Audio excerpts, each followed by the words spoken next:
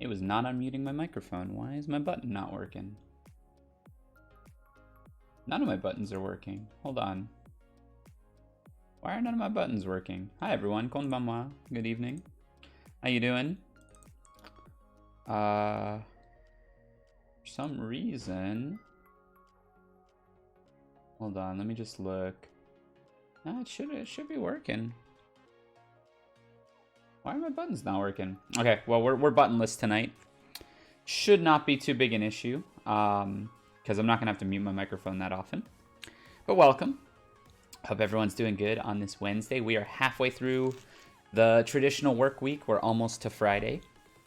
The plan for tonight, as you may see, is to play some Danganronpa. The last visual novel that I played was Raging Loop. This one appears to be a bit shorter. Obviously, there's more installments in the series, but this one does seem to be a bit shorter. It seems to be about the length that I want to play. So, yeah, I'm excited to get started with it. Let's see. What are we talking about? Schedule. Gotta shout out the schedule. So today is Wednesday. Tomorrow, I guess I can talk about this. Tomorrow, I'm running an online Bluu tournament for WASD. But I will be sharing the link to the tournament on this channel and also on my Twitter and stuff. So you will be able to see me in my element running the tournament tomorrow. So that's exciting. WASD has kind of gone on summer break for the last 2 weeks or so, and we're back. So they're actually running a Grand Blue Fantasy tournament right now, which, you know, is exciting if you want to go watch that. You can find that on the Imperius Club channel. But that is also where you will find me tomorrow, if you're curious. Friday is DNF Duel. I have a tournament on Sunday, so I want to practice. We also might switch it up. So I know Magic wanted to play some stuff this week. And so Friday is probably the day that works best for that. If not, we'll squeeze it into Saturday. Because again, I leave Saturday pretty much open for whatever. I really like the idea of not scheduling Saturdays ahead of time, because Saturdays are the days that a lot of people are free. So I think a lot of my Saturdays are going to look like this until the day arrives. And then, you know, if people are available, I'll play some games. If not, I'll just do my own thing. And then Sunday is the DNF Duel team tournament. It's going to be a 3-person team. It's going to be myself, Shaylee, and Imperius Club. I'm going to stream my run. And yeah, it should be a lot of fun. I think I'll do pretty good. There was a local last night. I was running the DNF local at my locals last night. It worked out pretty well. I didn't play. I should have played. I think I would have gotten like top 3 or top 4 if I had played last night. But, you know, I'll bring my stick next week and try to play. What's up, homie? I got hit by the executive function fairy, and now I have the energy and motivation to fist fight God. How's your favorite fox boy doing today? I'm doing great today. Some news came through. I guess I don't want to talk too much about it, but my IRL job, some news came through on my IRL job, and something that I should say my non-streaming job, right? You know, it's still me. It's not like there's a differentiation, but my non-streaming job, there was some pretty exciting news that came through today in terms of a kind of corporate action. So yeah, I'm excited. I'm doing really good today because of that. So feeling good there. And we're going to play some Danganronpa. We're starting a new game today. So I know a lot of people really, really like this game. And I know a lot of people know a lot about this game. Congrats on the IRL news. That's great. Yes, it's really great. So great, in fact, that even though I have a live 2D model on the way, it has me tempted to perhaps get another live 2D model, like a 2.0 already commissioned for the future. Yeah, it's amazing job news. Thank you for the head pat, Ninja Monkey Alt. Welcome to the challengers. Thanks for stopping by. I enjoyed the first game a lot, and the second was something. I know how that can be. Devil May Cry 1 is so good, and then Devil May Cry 2 is so like okay. I like Devil May Cry 2, but in the same way that I like, you know, a Neil Breen movie. It's fun, but it ain't quality. All right, cool. So I'm gonna boot up Danganronpa. I will say I go pretty much full spoilers. I'm just gonna stream my playthrough of it. I'm no expert in VNs or anything. I'm no completionist either. So if you're a perfectionist about the game or there's like a true route, just expect me to mess it up. The last VN that I played literally had death resets. Like it was part of the plot. And so that kind of saved me a lot. Like you were supposed to die. I'm pretty sure you're not supposed to die in this one. So I might die a lot. Just be ready for that. Cool. Okay, let's see. Game. Oh, wow. It's really loud. I have to turn the sound down before I turn the sound on for the stream. This is way too loud.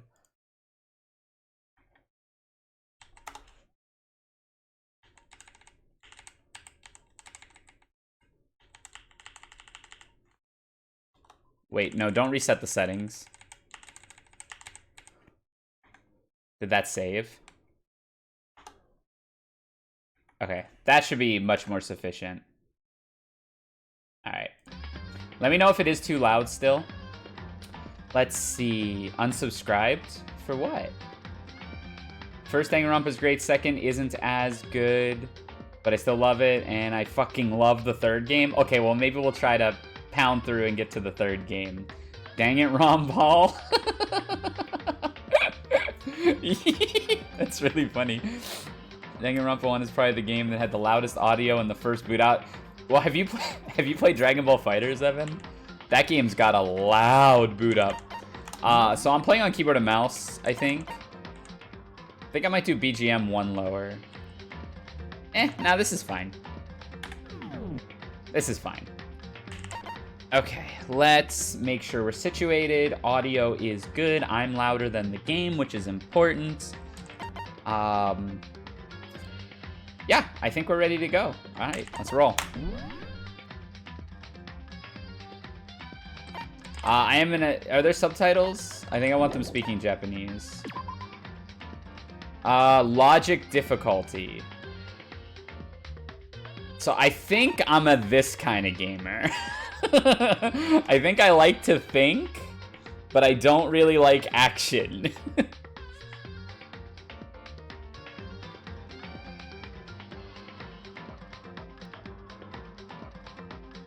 Hold on.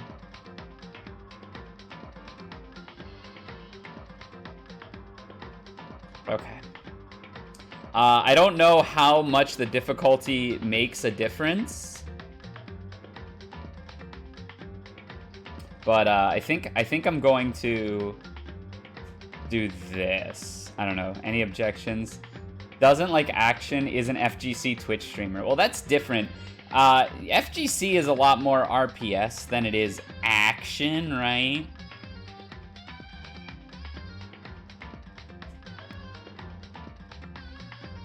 But we'll see. Maybe we go like this. Mean and gentle. Also sounds like nice type. Mean outside with a heart of gold. Yeah. I'm gonna do mean and kind. Your typical VTuber. Or the chat VTuber interplay. Alright, so I know some of these things are voice acted. I'll probably let them voice act their stuff. But I'll be reading the stuff that I have to, of course.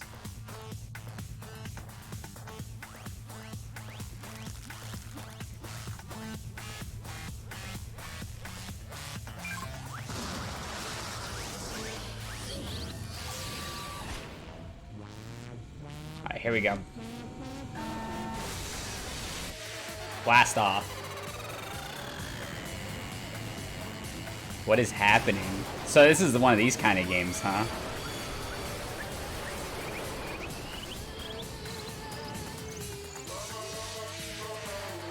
Whoa.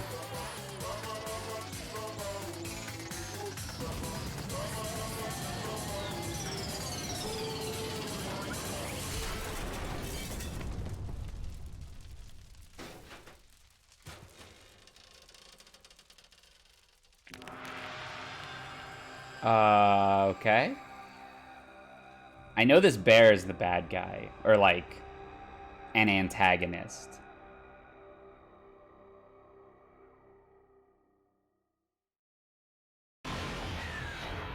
Yeah, I think, Koyo, that has proven itself already.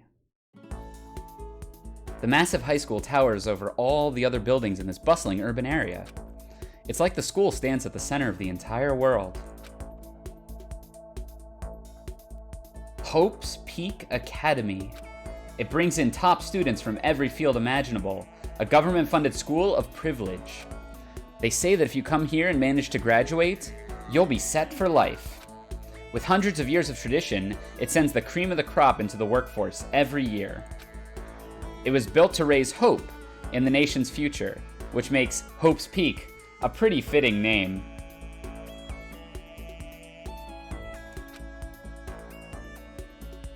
There are two things you need to attend this school. 1, you have to already be attending high school. 2, you have to be the very best at what you do. No ordinary student could enroll here. The only way is if you're scouted by the school itself. And standing there at the gate of the ultimate school filled with the ultimate students was me.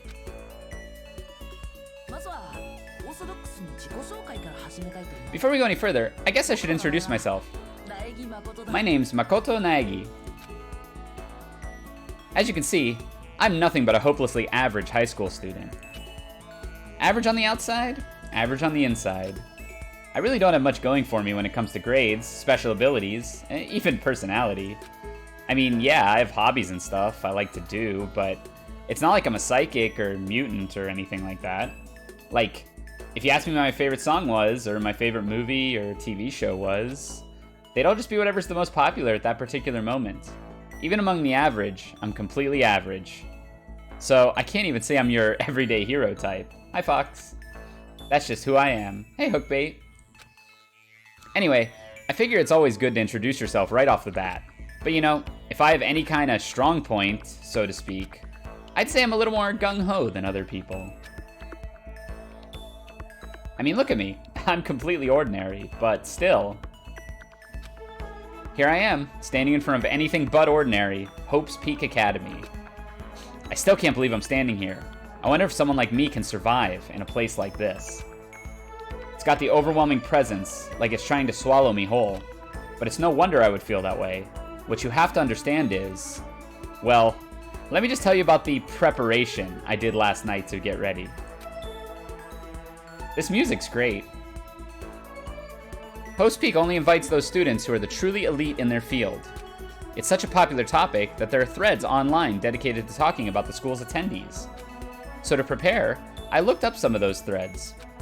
And all I saw was it talking about ultimate students, who are way beyond your average high schooler. Let me see if I can turn the BGM down some. For example, one incoming student was the ultimate pop sensation. I guess she's a high school girl who's also the lead singer for a pop group. Famous all over the country. Then also there's the ultimate baseball star.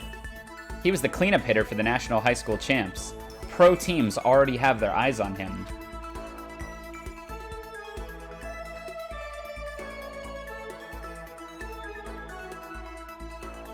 Then there's the ultimate fashionista. Oh, my goat?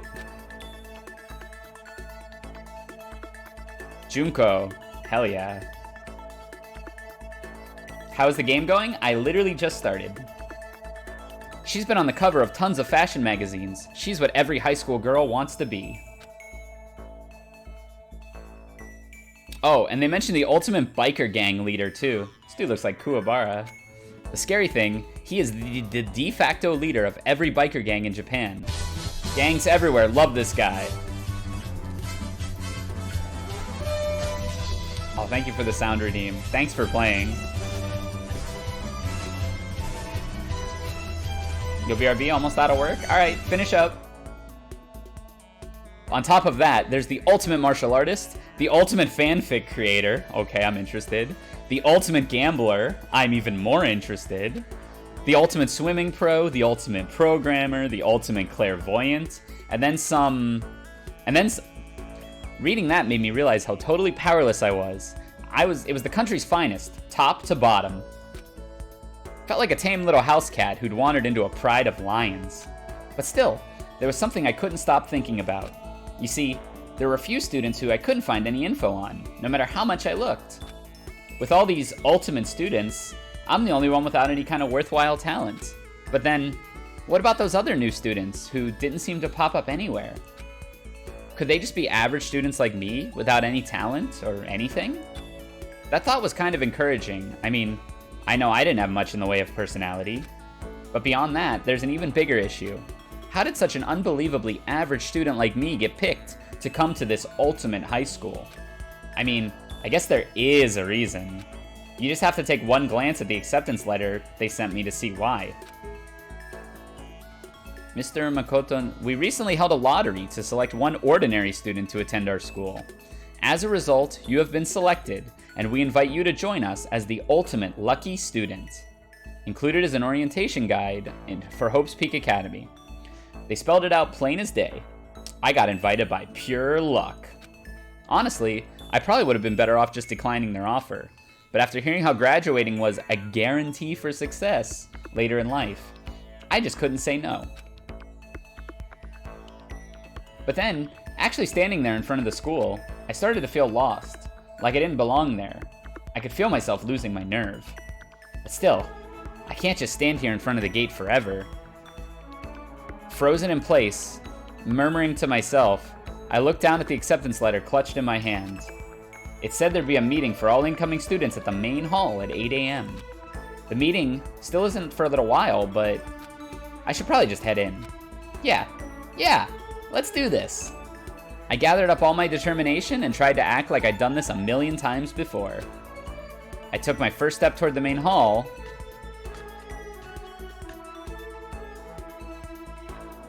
This is where we're supposed to meet, right? I guess I'm the first one here. It's a really elegant clock over in the corner. It says it's 7:10 a.m. The meeting doesn't start until 8 o'clock, so there's still a full 50 minutes left. It makes sense nobody else would be here yet. I was so wound up, I got here way too early. I have plenty of time before the meeting. Just standing around waiting isn't exactly...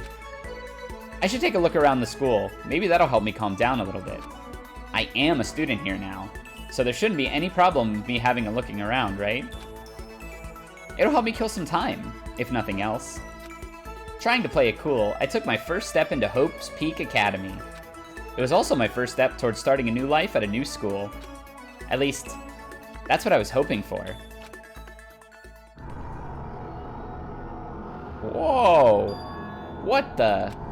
But the instant I took that first step forward, my view became warped, twisted. It was like some kind of delusion, melting away and mixing together into something else. Spinning, mixing, melting away, and then spinning again. And the next moment, everything went black. That was how it all began, and how life as I knew it came to an end. At that point, I should have realized. The reason I was brought to Hope's Peak Academy wasn't because I had the ultimate good luck. It was so I could experience ultimate despair. I know despair is very important in this game. Welcome to despair. Me, wow! Me waking up on a Monday morning. Welcome to despair. All right.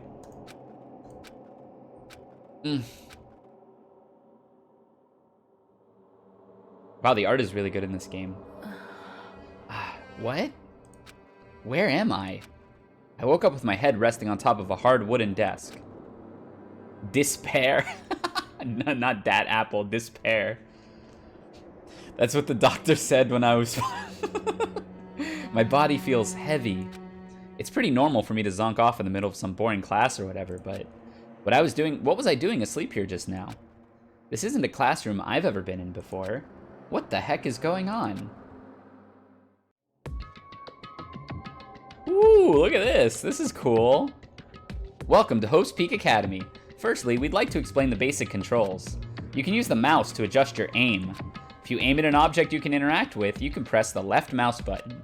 And presto, you'll investigate that object. Use WASD to adjust your viewpoint, or you can press and hold the right mouse button and move the mouse around. Why don't you try looking around the classroom?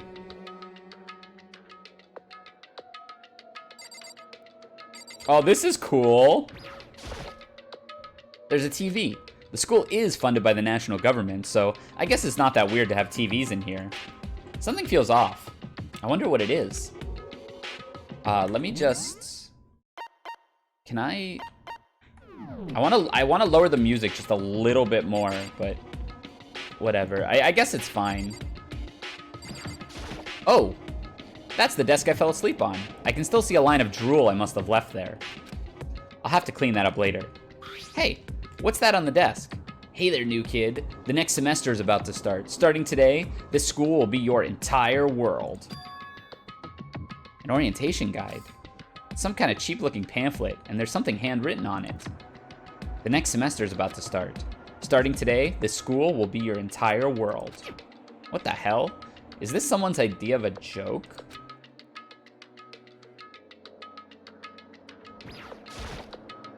Jeez, I can't believe it's already 8 o'clock. It was just after 7 when I first got here. Has it really been almost an hour since then?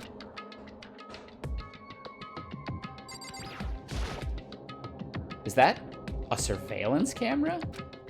It's a dangerous world we live in. I guess they have to keep these weirdos from just wandering in.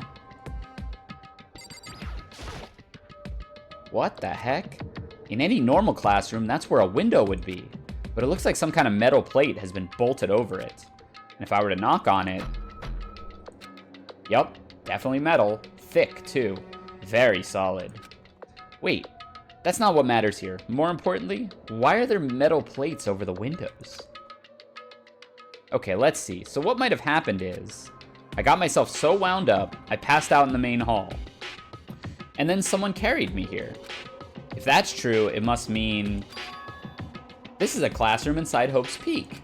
But then if that's true, that just raises more questions. This is all really strange. I mean, those metal plates covering the windows, it's like this is a prison or something. None of this makes any sense. I should probably head back to the main hall. It's already past the meeting time. There might be other students there now. You can leave the classroom by pressing the R key. Anything else I want to look for?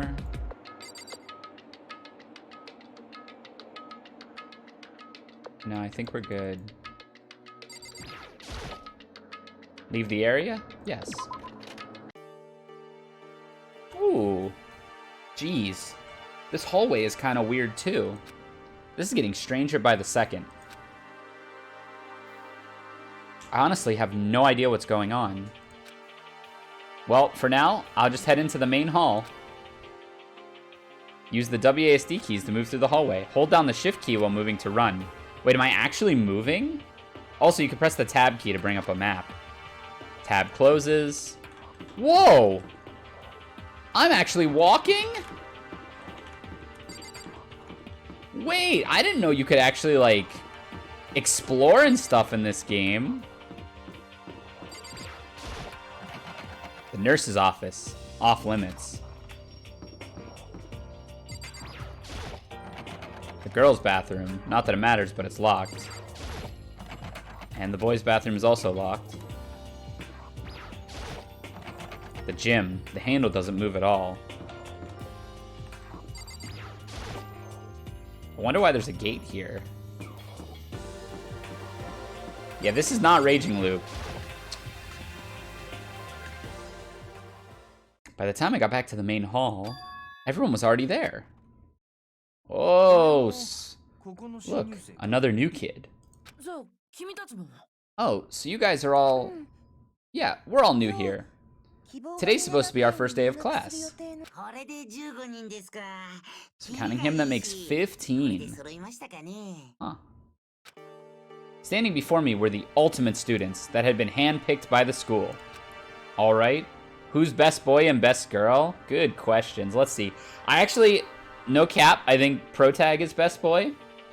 If it's not him, Chaos over here is best boy. Because, I mean, that's just Chaos. With the glasses. The best girl is either the blonde model girl, Junko, or I'm thinking this one in the green with the skirt right here. I don't know who she is. But those would be my two for best girl. I looked around at everyone who'd gathered there, taking their faces one at a time. Oh no? Oh no. Alright, Koyo's with me with the one in green. Maybe I was just imagining it, but I swear I could feel a kind of aura coming from each of them. Best girl is scarred up fighter chick? We'll see. How's it going? My name is Makoto Naegi. Sorry I'm late. A bunch of stuff happened, and then all of a sudden, I was just asleep. Whoa, you too? Things just keep getting curiouser and curiouser.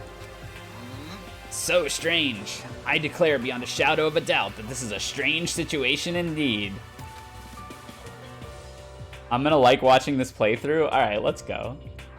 What are you talking about? I honestly have no idea what's going on right now.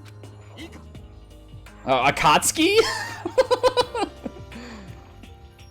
Just a moment. There's something else we must address. Makoto, your tardiness is unacceptable. Surely you are aware this meeting was to start at 8 a.m. sharp. Oh, he's one of these. To be late on your first day is unspeakable. I must report you, and I must accept your due punishment. What's your problem? It's not like he wanted to be late. He didn't have any control over it. Everyone just calm down. Listen, why don't we all go around and introduce ourselves? The hell? Now's no time for friggin' introductions. Maybe, but it may be good to at least find out who we all are before digging into the bigger problems here. I mean, how are we even supposed to talk to each other if we don't know each other's names? That's a good point. Okay, so, let's get introductions out of the way, then we can move on to whatever else. Sound good? I'm still totally lost, but I think it's best to just focus on getting to know each other for now. So I guess this is as good a chance as any I'm gonna get. I already looked everyone up on the Hope's Peak Academy thread online, but I still don't really know what kind of people they actually are. Time to find out. He's gonna pull up with the IW? Oh no. I'll start by talking to those 5 over there. Aim at a student and press the left mouse button to talk to them. Each conversation is important to the overall story, so keep track of how they go. Oh man, I really want to lower the BGM now. Like, I really want to lower the BGM. Hold on, open transcript, open help. Can I not? Ah, son of a... Yeah, I'm just gonna turn it down in my headphone a little bit. Is it alright for you all? Like, is the sound too, like, overbearing right now, or is it fine? Because I can just turn it down in my head a bit. Yeah, aim at a student's a little cringe, but we'll overlook that. Sounds fine? Okay, I probably just have it too loud in my headphones then, because I like literally, it's pounding in my headphones. Okay. Akatsuki. I'm Kiyotaka Ishimaru. I believe in bold simplicity. Let's work together on our educational crusade. Kiyotaka Ishimaru, ultimate moral compass. So that's Kiyotaka. According to what I saw about him on that thread, he went to a famous private school and won top honors every year. He's basically a flawless honor student. He's also known for the work he's done with his community's public morals committee. They say he respects rules above all else, earning him the title of the ultimate moral compass. Anyway, you can call me Taka. You said your name was Makoto Naegi, right? That's a good name, a strong name. You should thank your parents for giving you such an excellent name. And to keep that name from losing its value, you must devote yourself to it every single day. Life is worth putting every ounce of effort into, right? Right. This guy is kind of annoying. Kind of cringe. So he's the ultimate moral compass. He's the goody two-shoes, who is inevitably going to go too far beyond the line for the sake of morals and, cross the line. All right, let's see. Not that you'll remember my name anyway. But I'm Toko Fukawa. Ultimate writing prodigy. Let's go. Wait, the fanfic writer? Yeah, she wrote a novel when she was 10 that got everyone talking and launched her literary career. Then 2 years ago, she released So Lingers the Ocean, a love story said to be her masterpiece. The book was such a hit with women that fishermen quickly shot to the top of every hottest men poll. Despite her age, she's won countless literary prizes, and all her books are instant bestsellers, which is why she's become known as the ultimate writing prodigy. What else would you call such a young and talented author? But I figured she'd be a lovey-dovey type, what with all her masterpieces being romance and all. What? It's not polite to stare, you know. Stop staring at me like I'm some filthy creature. Filthy creature? No, I just thought... I know what you just thought. You just thought you've never seen an ugly woman. You just thought that was so funny. No, that's not what I was thinking at all. Don't try to lie to me. I know it's true, otherwise I know you can't stand looking at me. Whatever. I don't really care. I'm used to it. Wow, talk about an inferiority complex. I was way off about what a successful author would look like. Okay, so my read on her, she's very good with, like, writing and fiction, so she could probably lie really well. But she's really also not confident. So, like, I feel like she would crack under pressure and also... But, like, if she's got given time to set up, she'd probably be one of the best fabricators of a lie. But in the moment, I don't think she's going to have enough confidence to, like, lie on the spot. So I think, like, if there's a way to, like, swerve the line of questioning when you're talking to her, you could probably get her to tell the truth. Alright, let's see her. Hi, I'm Sayaka Maizono. I look forward to getting to know you. The ultimate pop sensation. Let's go. Idol gaming? The way she moves is positively mesmerizing, and that pleasant scent I can't quite place. Sayaka Maizono. When I saw her name in the thread online, frankly, I was pretty surprised. She's in a pop group famous all across the country. In fact, she's their lead singer. As the ultimate pop sensation, she's in high demand to appear on TV and in magazines everywhere. But actually, that's not the only reason I was so surprised to find out she'd be going to this school. I'm sure she doesn't remember, but... Well, never mind. Oh, did they go to elementary school together or something? No matter how you slice it, she's really beautiful. Almost like a doll or something. I'm not a doll, you know. I'm alive. Did you hear me? I'm psychic! Okay, she's a problem. She's a problem. She's psychic, she's beautiful, she can dance. You gotta ally yourself with her, or you gotta cut her out early. Huh? Kidding. I just have really good intuition. No, you're not kidding. She's a sharp one. Hey, by any chance? Yeah, it must be. I'm sure of it. Hey, Makoto, Jeez, you guys, how long do you plan to waste our valuable time with this ridiculous back and forth? Sorry, I just got carried away, I guess. Self-introductions are for introducing yourself, not bumbling through a bunch of idle chit-chat. Damn, this guy is really strict. You're right. Sorry, Makoto. We can talk about this later. Sounded like Sayaka really had something she wanted to say. Did we tell her our name? I think we introduced ourselves at the very beginning. But it's not like we'll never see each other again. Like she said, we can talk later. Alright, this guy looks like Shaggy. Oh god. Yo! My name's Leon Kuwata. What's up? Ultimate baseball star. He looks like Russell Brand, dude, if he was redheaded. I recognize that name. He played for the National High School Champs as their cleanup hitter. He's the ultimate baseball star. And that superb athletic specimen is... You? Seriously? Huh? What's wrong? Nothing, I'm just surprised. I figured with you being the ultimate baseball star and all... Oh, what? Were you expecting some kind of kid with a shaved head? Shaved head?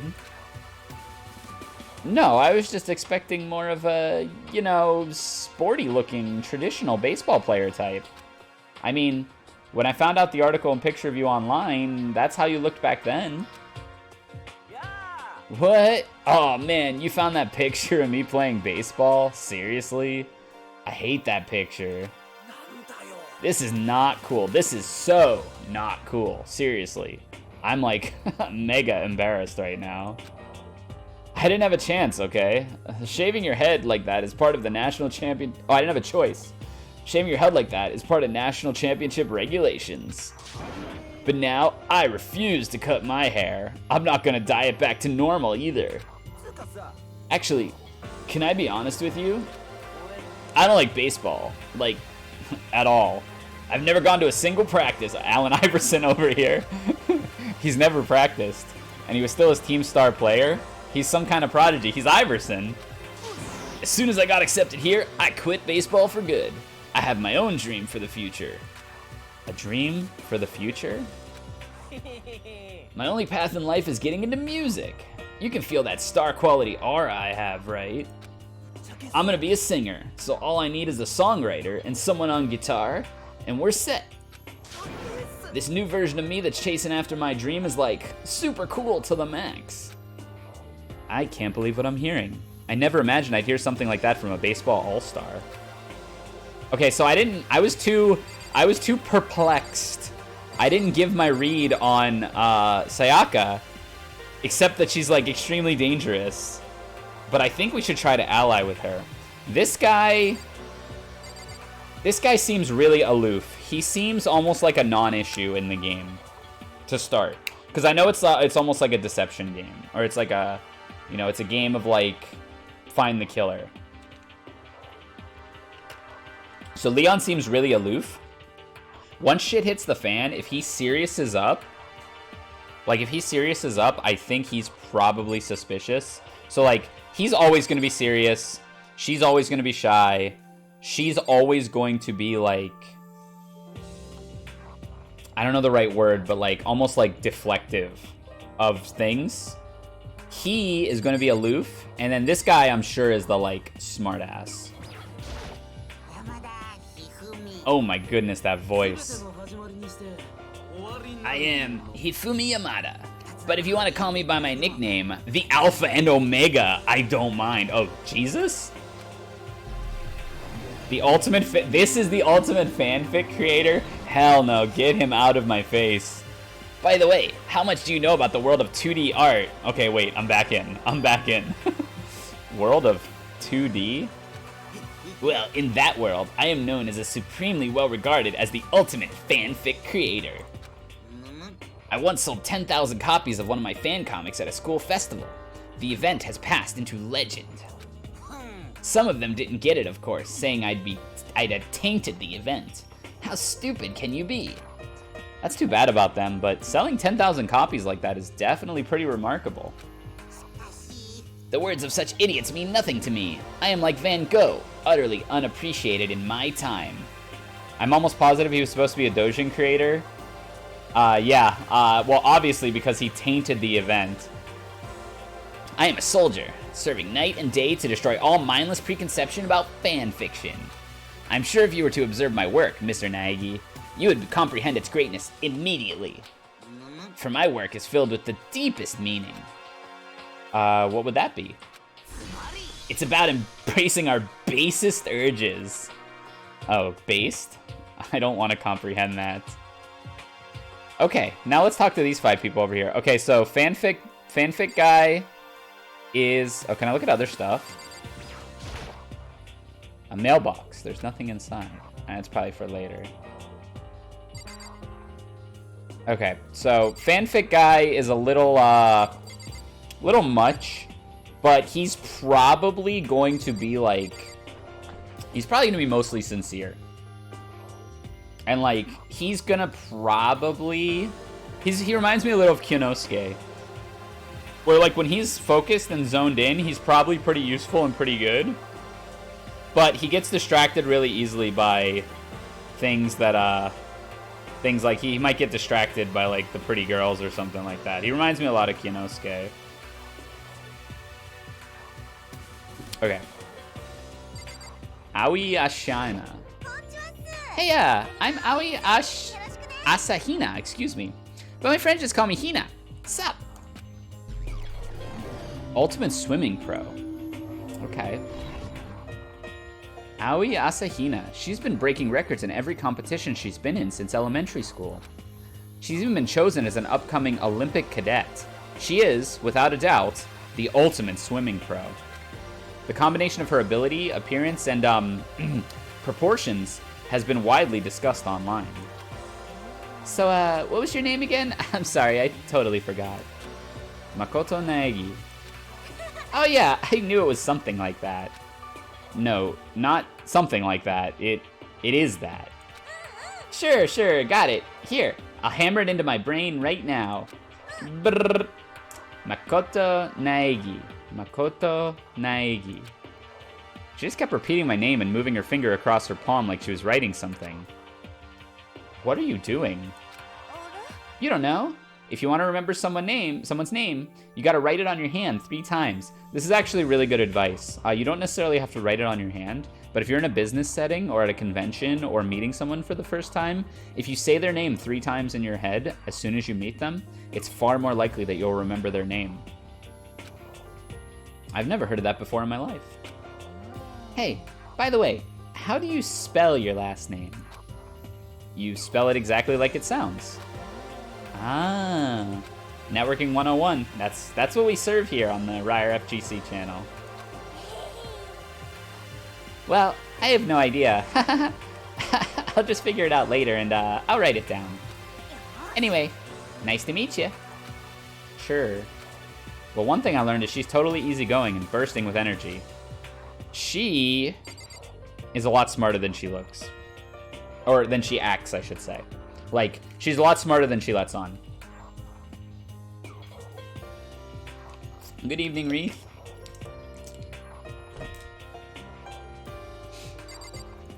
Alright, this is my best girl. Hey, Driz, what up? Hello, nice to meet you. I'm Chihiro Fujisaki. Fat question? Alright, fat answer.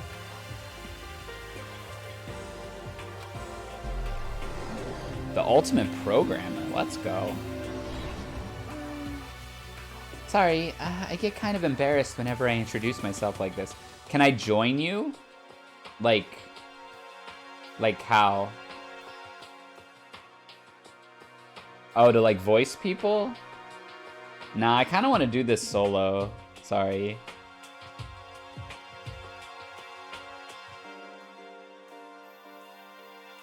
Kirigiri, not best girl? I don't even remember who Kirigiri is. I'm already losing my mind. That's fine, yeah. Sorry. A couple other people asked as well, but I do kind of want to solo this.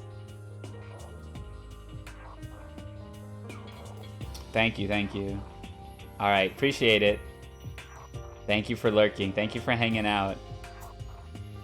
Are you committed to using the JP voices? The EN voices are good too? Yeah, I like the I want to do the Japanese voices. Sorry, I kind of get embarrassed whenever I introduce myself like this. Anyway, I hope we can get along.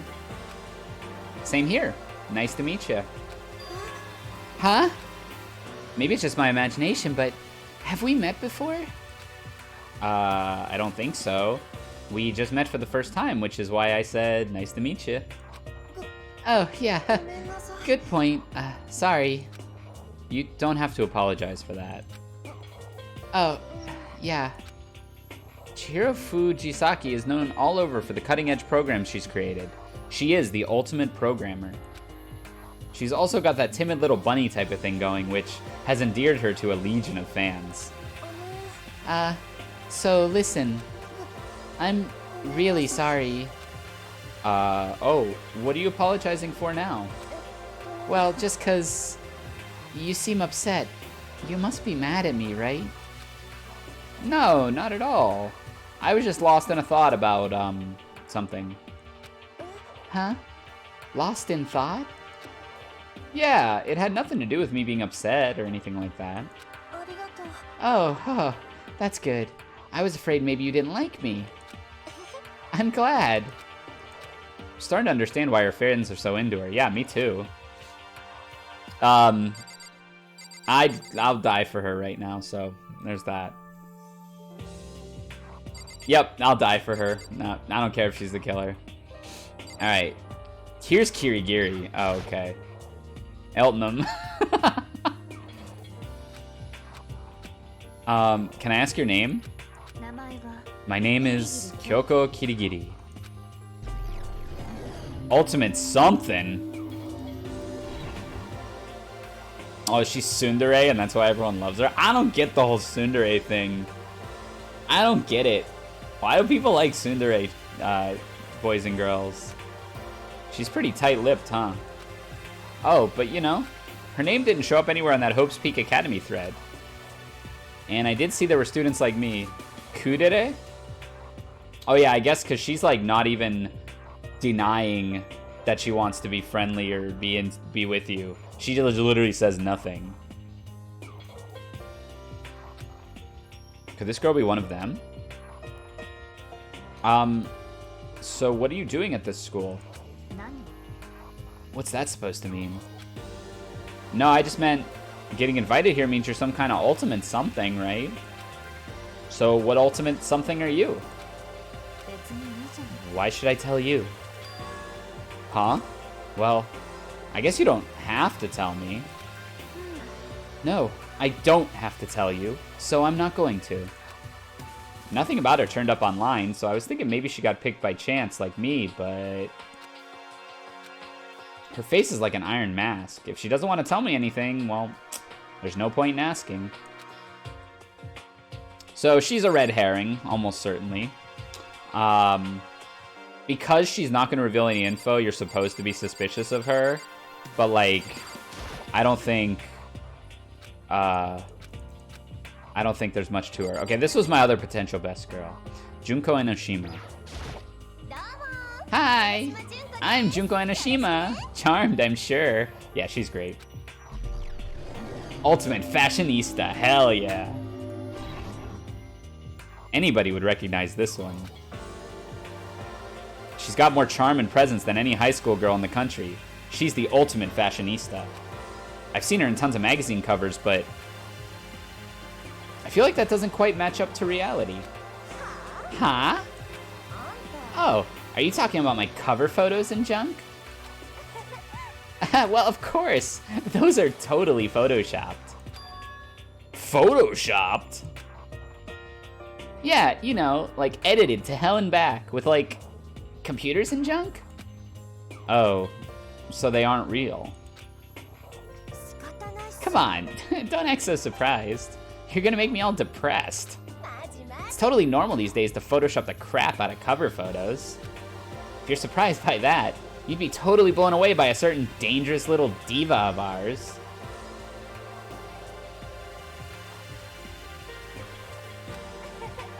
They make the eyes and junk super big and tweak the skin so it looks all ceramic and porcelain. Oh. So many dreams are getting crushed today. Hell no. I like the real Yu Junko. I will die for her as well. Pretty much. I'll die for either of them. Don't care. Alright, Kuwabara, what you got? Name's Mondo Owada. Nice to fucking meet ya.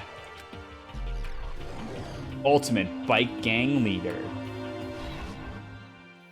Mondo Owada, huh? Which means he's the current leader of the largest biker gang in Japan. He's earned respect, even awe, from every gang in the country. He's the ultimate biker gang leader. I feel like you're saying that really early, Ryer. What can I say? I fall fast. Nice to meet you too. Yeah. I'd better be careful around him. One wrong word and I could wake up at the bottom of the sea. He clearly has a heart of gold. I've seen that trope before. He is Kuwabara. He's got a heart of gold. We'll get him on our side early by, like, helping somebody in need, and he'll be like, I only became a biker gang leader to help those who need it, type deal. Those four over there are the only ones left. This person is like 30 years old. I am Sakura Ogami. Is he supposed to be the ultimate Yakuza? Maybe.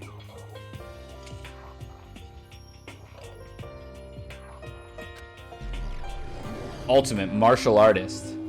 Yeah, I can tell. Oh geez, I almost asked her if she was a guy. Wow. Wow, Makoto. The day I say something like that out loud is the day I get turned into a human meatball. But now I remember, she competed in a martial arts tournament in America and won, despite being a girl. She's the ultimate martial artist. She's fought in over 400 matches and hasn't lost a single one. 400-0? That thread also said a bit more about her. Some call her Ogre. Some even think she's the closest known relative to primates, the famed missing link. Wow. Any incoming Hope's Peak students who are reading this, let me warn you right now. If you value your life, avoid her at all costs. Standing in front of her now, I didn't think they were exaggerating. Hey. Yeah? I snapped to attention without even realizing it. Then she started to poke and prod at my body. What are you... Muscular quality and quantity is right around that of an extremely ordinary high school student. What a shame. You're not at all fit to act as my training partner. I'm not sure that's such a shame for me. Alright, Chaos. Byakuya? Wait. Okay, he's the best. Name's Byakuya Togami. The ultimate affluent progeny? What does that mean? Rich boy? Hi, nice to meet you. That's the most half-assed introduction I've ever heard, but there really isn't anything I can do about it.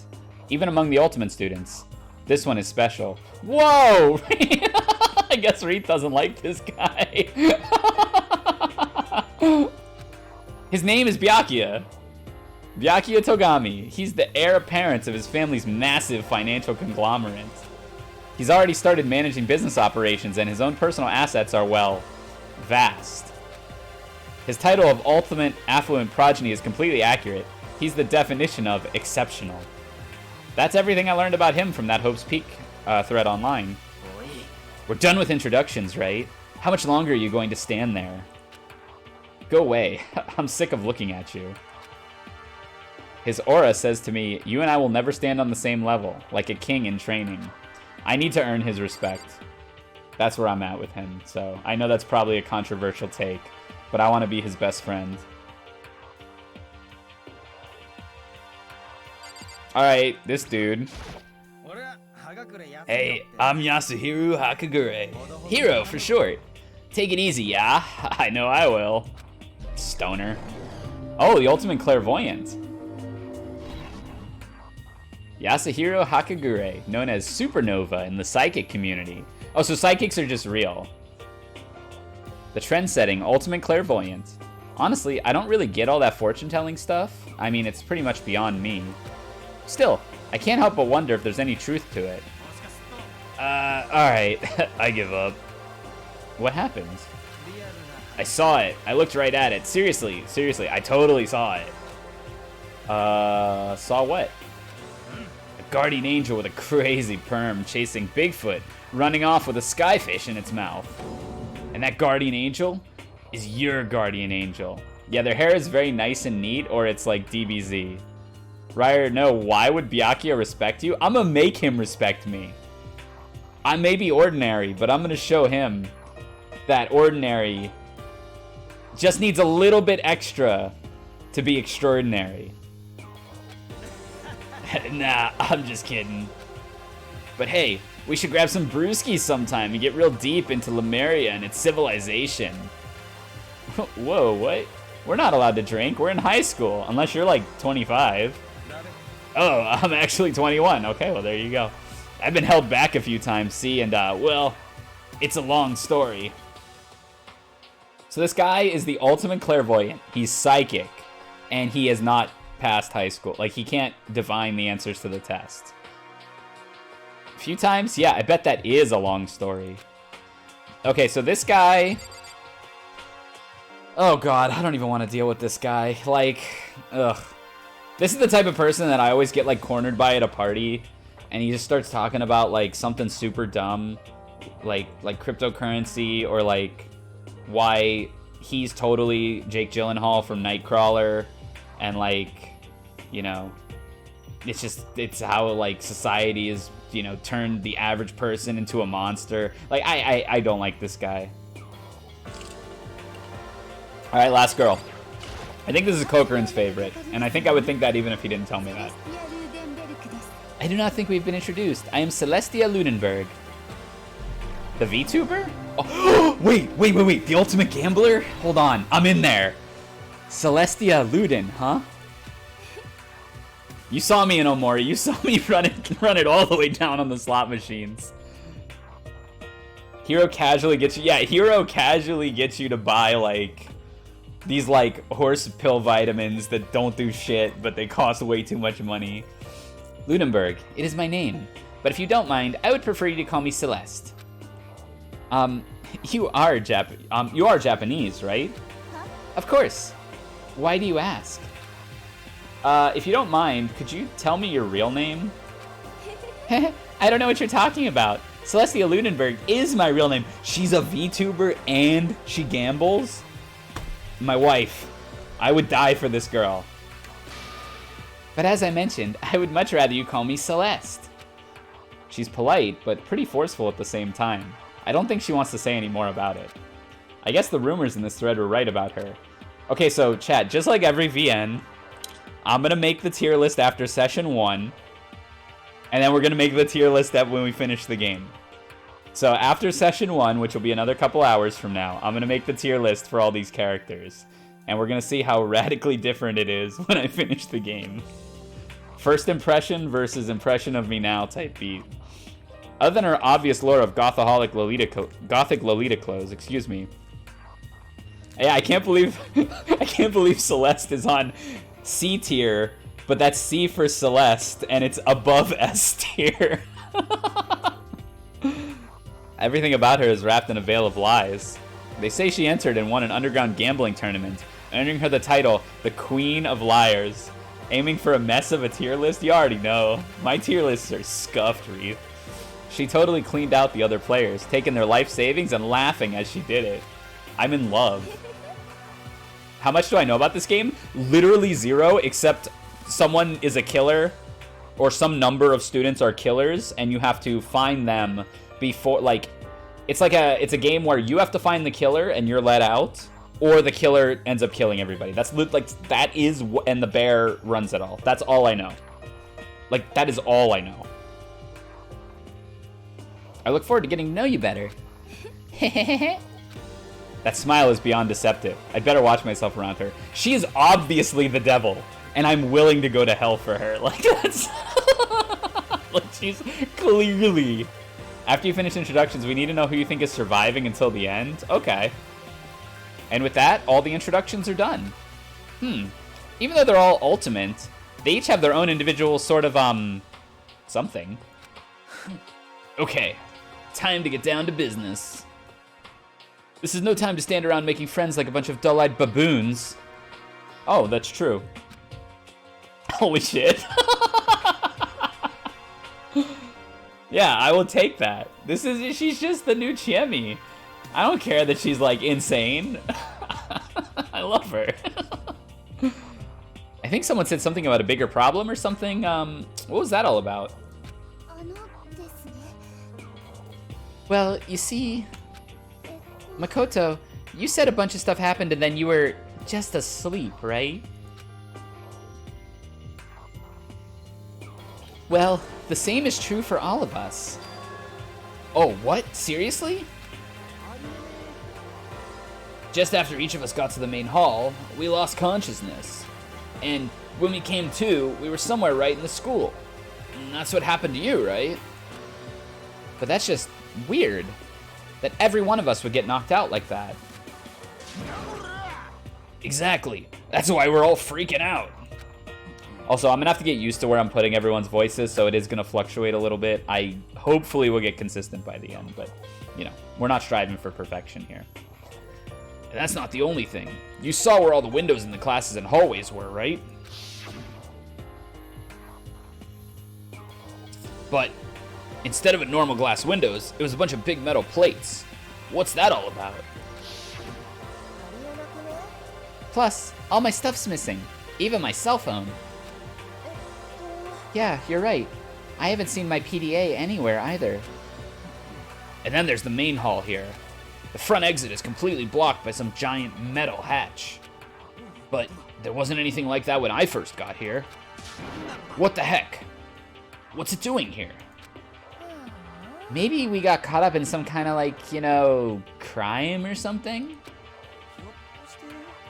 What, like a kidnapping?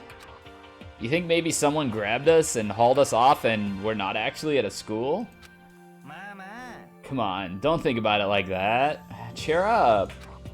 I bet this is all just part of the school's orientation procedure. Yeah, I'm sure that's it. So, I'm just gonna take it easy for a little bit. Oh, so you think they wanted to do something to surprise us? Huh, well, if that's all it is, it's nap time for me. I was up way too late last night, and I could use a little shut-eye. I could feel everyone's tension just evaporating. But then, it began. Oh, school bell. What is up with the turrets? Oh, geez, those are turrets. Oh, here we go. Oh, a bear. Testing, testing.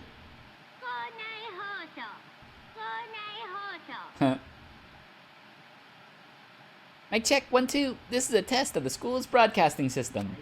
Am I on? Can everyone hear me? Okay, well then. The voice seemed totally out of place. It was so playful and completely unconcerned. I couldn't help but feel a deep, unnerving dread at the sound of it. It was like hearing someone laugh at the scene of an accident. To all incoming students, I would like to begin the entrance ceremony, right now. Please make your way to the gymnasium at your earliest convenience. That's all. I'll be waiting. Huh? What the hell was that just now? Well then, if you'll excuse me. Hey, wait, you're just gonna take off like that? I gotta pay attention to like how they're acting too. Like in the know and stuff. Oh yeah, now I get it. This whole thing was just to get us pumped for the entrance ceremony. Byac doesn't care is concerning. Man, thank God it was all a joke. I'd be totally freaked out if this was real. Alright, guess I'll head out too. Wonder what they got planned for us next. Damn, I was totally looking forward to that nap too. Why'd they have to go and kill the mood? Wait for me, I want to go with you. That's that then. I will see you all there. Not that anyone cares, but I'm gonna go too. Everyone took off for the gym, but I was frozen where I stood. That uneasy feeling I'd had before, I couldn't get it out of my mind. And it looked like I wasn't the only one.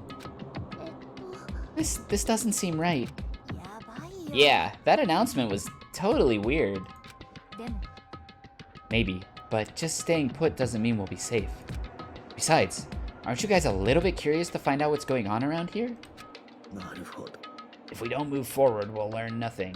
The only choice is to push ahead. I guess she's right, but still, I'm really nervous. We don't have a choice. We have to go.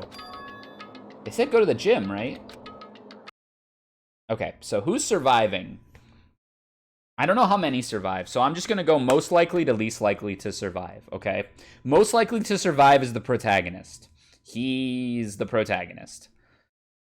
Second most likely to survive, I'm going to say Celeste is second most likely to survive. I think she's probably the best at this game and probably will carry that to her end. I think the Pop Star is also going to be pretty likely to survive because there's obviously some backstory with her and Makoto, so we got to figure that out. So I think she's going to survive. I have to believe that Byakuya is going to survive. He is again, everyone might die. This is just order. Byakuya is probably pretty likely to survive. If not from his money, just from his smugness. I think he's got potential to survive. Thinking. Let's see. Who else is there? People who are almost certainly dead. People who are almost certainly dead are the martial arts girl because it's surprising. The stoner because he's so aloof. I feel like the silent girl is probably likely to survive. The Eltnum is pretty likely to survive. I think the biker gang guy probably doesn't make it. I think the baseball guy probably doesn't make it. I think the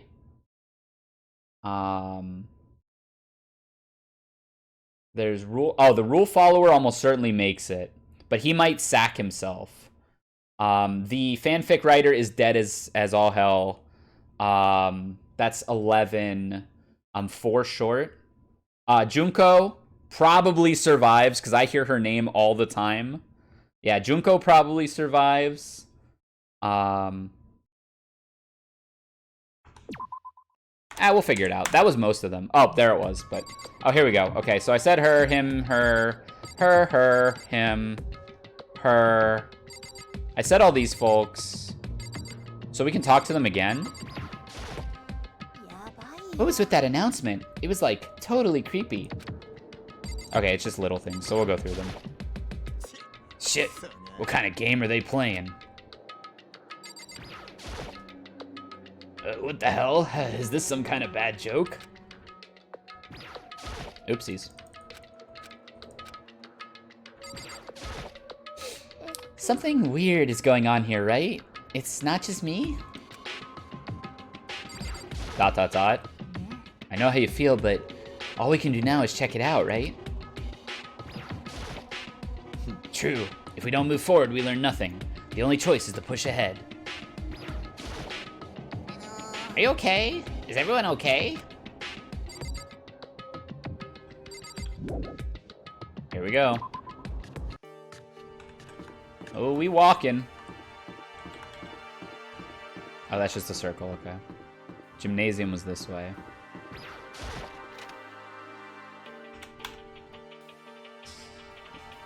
This is really neat, how they build up the areas. God, I had no idea this Hope's Peak Academy place was gonna be such a pain in my balls. It really ain't that much different from the time I spent in juvie. Hell, this place is even worse. And why isn't there anyone here? Walking through the halls, I didn't see a single person. You like my reasoning? Alright, let's go. Isn't that, like, seriously not good? They're just trying to spook us. They'll take those metal plates down later, I'm sure of it. All we can do now is hope for the best and prepare for the worst. Nothing ventured, nothing gained. Damn, she could split me in half, dude. It'd be awesome. Well, hell, it ain't like I'm scared or nothing. Let's just get this over with. He actually might make it. Like, he seems like a really endearing character to Japanese audiences. I think they would love him. Hey, where's whoever called us here? Mondo, stop. No running. I too shall go. Hey, wait, don't leave me here all alone. Okay, time for some more tutorial action. You can press the tab key to observe the room you're in. Observing will display what people and objects you can interact with. Sorry for the late notice. Okay, I mean, that's like kind of lame. Might come into play more later. Another surveillance camera. I feel like we're being watched every second. I don't like it. Some Squid Game shit. That look is still seen as unfavorable? Huh. I feel like they're always like... I think people love the biker kid with the heart of gold, though. The, like... You know... There's that is a trope, and I think people like it. Maybe not. They're usually the foil to the protagonist, now that I say that. I'm totally getting a bad vibe right now. Where are all the other students? Why are we the only ones here? Oh yeah, IRL, no shot. I'm talking about, like, he probably makes it to the sequel if people like him enough. That's kind of where my logic is.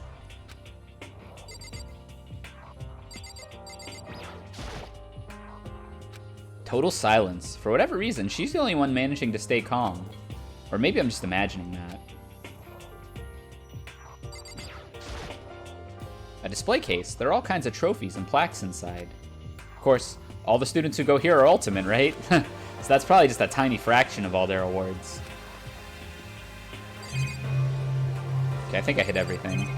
Oh, the TV. This school has a lot of TVs. They couldn't all just be for that weird school broadcast, could they? Alright, here we go.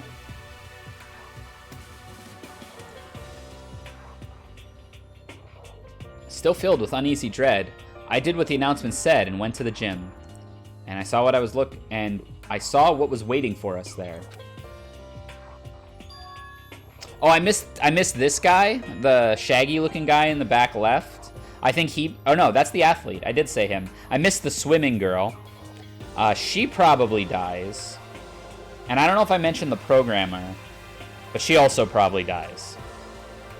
Oh, it really does look like an entrance ceremony. She also fell to third as I went through all the people. It's like number 1 is the ultimate gambler, number 2 is Junko, and now number 3 is the programmer. Oh, it really does look like an entrance ceremony. See, I told you, it's totally normal. It's totally normal entrance ceremony stuff. That threw me off. Hiro was right, but in a way, that just emphasized how completely not normal all of us were. Hey there. Oh, is the bear just always voiced? Probably, right?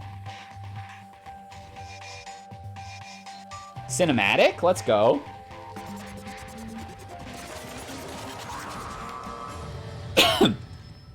I love that the cinematics are like kind of pop-up shows.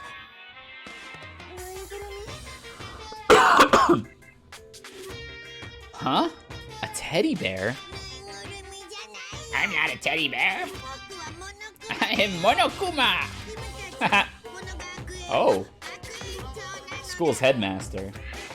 It was the strangest thing I'd ever seen. This song goes in. Right before my eyes, it was... What I was seeing, it was utterly incomprehensible. Yeah, I'm jamming to this. Nice to meet y'all. Such a bright voice and carefree attitude was completely out of place. And all that anxiety I'd been carrying with me suddenly transformed into outright fear. What? What? A teddy bear can talk? Calm down. I'm sure there's just a speaker inside of it. I told you already, I'm no teddy bear. I am Monokuma, and I am your headmaster. It moved. Seriously, man, calm down. It's probably just a remote control toy or something. How dare you compare me to a child's plaything? You've cut me deep. Deeper than the Mariana Trench. My remote control system is so complex, even the folks at NASA can't recreate or even comprehend it. Ah! But don't make me say stuff that might destroy NASA's dreams. I just couldn't bear that. I'm in there. Bear? That? Really? You are unfortunate. Now then, moving on. We really must hurry and get started. Giving up already? No other stupid bear puns? Quiet down now, quiet down now. Okay, so. He has abandoned the gag. Everyone, stand at attention and bow. Good morning. Maybe 8 trigram levels of 4th wall breaking start. The hand signs have been activated. Strive level of 4th wall breaking. Good morning. You don't have to say it back. Oh, I didn't list her. She actually has the capability to live, but I think she's gonna like blow her own cover. Like she's gonna be set. She's gonna have a perfect game setup. You see it on all the reality shows like Survivor and stuff. She's gonna have a perfect game setup where she literally has to do nothing and she wins, and she's gonna blow it just to like prove a point. That's her. That's her, I'm calling it. Now then, let us commence with the most noteworthy and memorable entrance ceremony. First, let's talk a bit about what your school life here will be like. Now, make no mistake, you few students, so full of potential, represent the hope of the world. And to protect such splendid hope, you will all live a communal life together solely within the confines of this school. Everyone will live in harmony together and adhere to the rules and regulations of this school. Huh?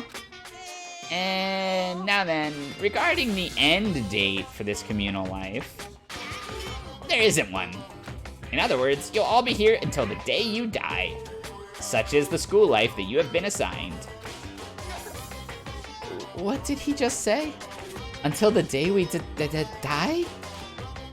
Oh, but fear not. We have quite an abundant budget, so you won't lack for all the common conveniences. Oh, that's the least of our worries right now. Yeah, what the hell? You're saying I have to live here forever? You're screwing with us, right? I am... Ryder, look at Toko's fingers when she's looking to the side. Strive foul salad finger looking fuck. Oh no. I am not screwing with you. I'm no liar. Of that, you can be 100% sure. Ah, just for your information, you're completely cut off from the outside world. So you don't have to worry about that dirty, dirty land beyond those walls ever again. Cut off. So all those metal plates all over the school. Toko is the novelist. They're there to keep us trapped in here? That's exactly what they're there for. No matter how much you may yell and scream for help, help will not come. So with all of that in mind, feel free to live out your life here with reckless abandon. I love this game because it's very lighthearted and nothing bad happens. Yeah, I'm sure. Come on, what the hell is this? I don't care if this school or whatever else is beyond it all. Is this just some really bad joke? Yeah, cut this shit out. It isn't funny anymore. You keep saying this is a lie or a joke. A bunch of skeptics, all of you. But I guess you can't help it, huh? You all grew up in an age where you were taught to doubt your neighbor. Damn, that's poignant. Well, you'll have plenty of time to find out whether or not what I say is true. And when that time comes, you'll see your own eyeballs, with your own eyeballs, that I speak undeniable truth. Having to live here forever would be quite the problem. Come now, what's the matter with all of you? You decided of your own free will to attend Hope's Peak Academy, didn't you? And now, before the entrance ceremony is even finished, you've already decided that you want to leave? Oh, but you know, I guess I did forget to mention one thing. There is one way for you to leave the school. Really? As headmaster, I've crafted a special clause for those of you who would like to leave. I call it the graduation clause. Now, let me tell you about this fun little rule. As I mentioned, in order to maintain an environment of harmony here, we rely on a communal lifestyle. And if someone were to disrupt that harmony, then they and they alone would be allowed to leave the school. That, my students, is the graduation clause. What do you mean by disrupt the harmony? Well, you know, if one person were to murder another... Murder? Stabbing, strangling, bludgeoning, crushing, hacking, drowning, igniting. How you do it doesn't matter. You must kill someone if you want to leave. It's as simple as that. The rest is up to you. Give it your all to achieve the best outcome in the worst way possible. A chill shot down my spine. You must kill someone if you want to leave. As soon as I heard those words, my blood went cold. I bet that got your brain juices flowing. Beats the heck out of a human catching a salmon, huh? Like I said before, you guys are the hope of the world, but, you know, taking that hope and seeing it get murdered creates a darkened shadow of despair. And I just find that so damn exciting. What the hell are you talking about? To kill each other, to kill each other is to kill each other. I'm sure there's a dictionary somewhere if you need it. Zetsubo. I didn't give her a voice, really, did I? We know what it means. That's not the problem. Why do we have to kill each other? Yeah, stop blabbering on with all this nonsense. Just let us go home already. Blabbering? Blabbering. Oh, this is scary. What do you mean, blabbering? Stop blabbering on about blabbering on. You guys just don't get it, do you? Let us go, let us go. You keep saying the same thing over and over and over. Listen, from this moment on, this school is your home, your life, your whole world. Got it? And you can kill as much as you want to kill. So go ahead, go on a killing spree. All right, come on. How long are you gonna keep this up? You got us, okay? You scared the hell out of us. So you can go ahead and, reveal your trick now. Reveal the trick? Yeah, because I mean, this is all some kind of trick and all, right? So, like, Dude, shut up and get out of my way. Shoving Hiro aside, Mondo placed himself in front of Monokuma. His voice rumbled like thunder. Listen up, asshole. This shit's gone way too far. What the hell kind of joke is this? A joke? What do you mean? Like your hair? Mondo roared out, and then there was a sudden boom. It was the sound of the floorboards as he kicked off and launched himself into the air. He flew at Monokuma, fast and straight as a bullet. He'd locked onto his target. Ooh, he got him! Gotcha, you little piece of shit. I don't know if you're a toy, or a stuffed animal, or what the hell you are. Either way, I'm gonna rip you to fucking shreds. Violence against the headmaster is in violation of school regulations. Shut the fuck up. Let me out of here, or I swear to Christ. He's Christian. What? No smart-ass comeback this time, huh? Is he gonna get gunned down? Stop that goddamn beeping and say something. Watch out. Get rid of it. Oh, is he gonna blow? Hurry up and throw it. I don't know if her ferocity stunned him into silence or what, but without a word, he did what he was told. He threw Monokuma, and as soon as he did...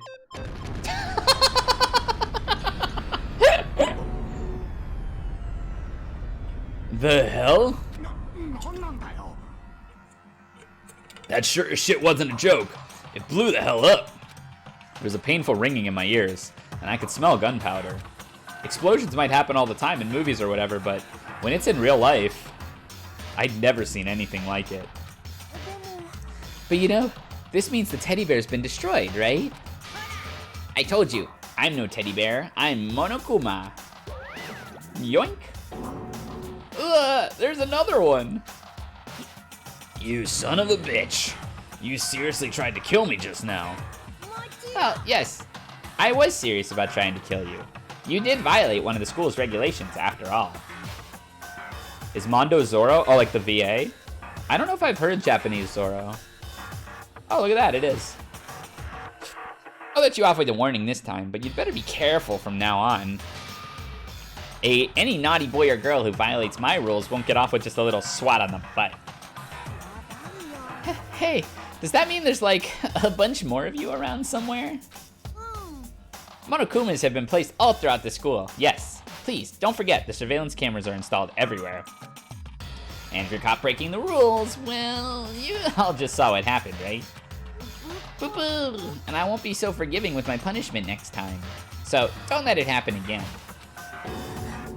That's not even punishment, that's just wrong. Now then, lastly, to commemorate your joyous entry into our school, I have a little something for you. Ya-ya! This is our official student handbook. Pretty cool, huh? As you can see, it's fully digital, so naturally, we call it the e-handbook. That might be a Japanese pun. Ah, yes, well, moving on. This handbook is absolutely vital to a healthy school life, so don't lose it. When you start it up, it will display your name. Always make sure you have the right one. That's gonna come into play later. Now, this isn't your everyday notebook. It has so many more uses than that. Also, it's completely waterproof. Splash it, wash it, drown it, it'll keep ticking.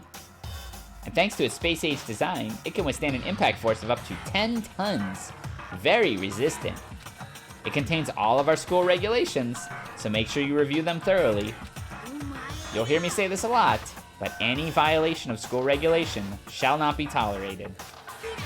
Rules are strict, yes, but they also protect. Society, for example, would be utter chaos without laws.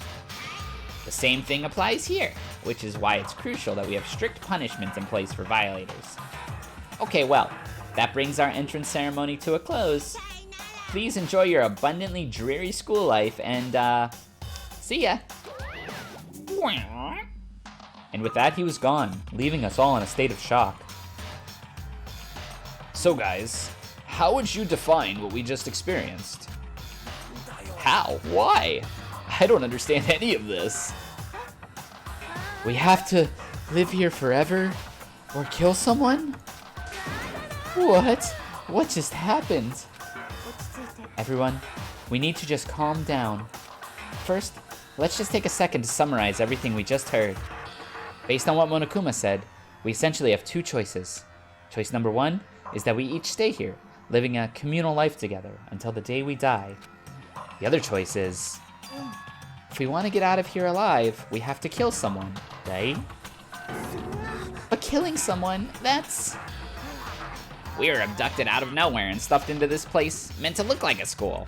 And now we're supposed to start killing each other? This is just, what is this? A lie. A lie is what it is. All these ridiculous things we've heard, it all must be fake. Right now, it doesn't really matter if it's real or fake. What matters is there anyone here who's seriously considering all of this? To that, nobody had a response. Keeping quiet myself, I looked around at the others. Jam? Man, the music in this game is really good. They all stared at one another, trying to gauge each other's thoughts. I could almost taste the hostility. And that's when it hit me. I realized the true terror hidden within the rules Monokuma had laid out. You must kill someone if you want to leave. Those who had planted vicious thoughts deep within each of us, those words, had planted deep thoughts within each of us. I botched that twice, but you know what it said. Each of us became suspicious of everyone else. We were forced to wonder, is somebody going to betray us? And that was how my new school life began. This school, which had come out of nowhere to raise my hopes so high, it's not a school of hope. It's a school of despair. So what we need to do is we need to divide the students into who is willing to kill and who is not willing to kill.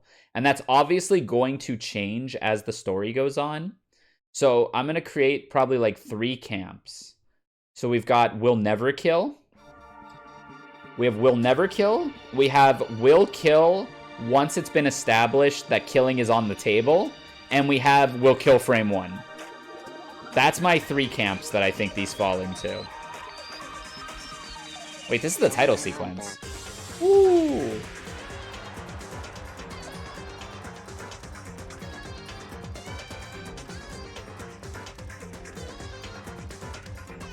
Big jam.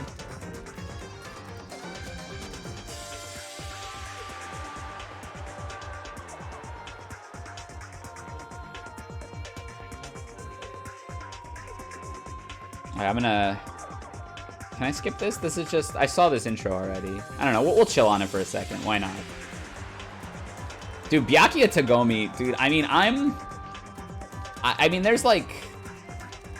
There's an angle of self-deprecation here. But... I just want to be his friend.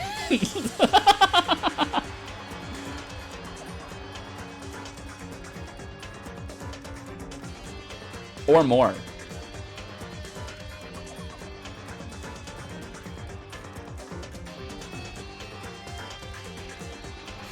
I am what I am, folks. Okay, new question. Who do you think is gonna die first? So you're gonna say he's me? Nah. I'm not a douche.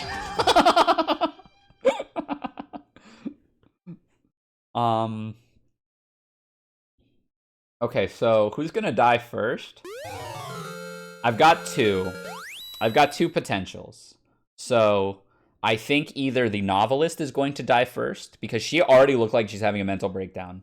So either the novelist is going to die first.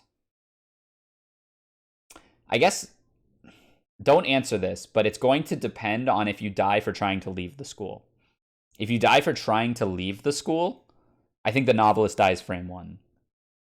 If someone actually has to kill you, it's going to be... Who's going to kill first? This is tough. I don't know. Let's see. Let's just keep it going.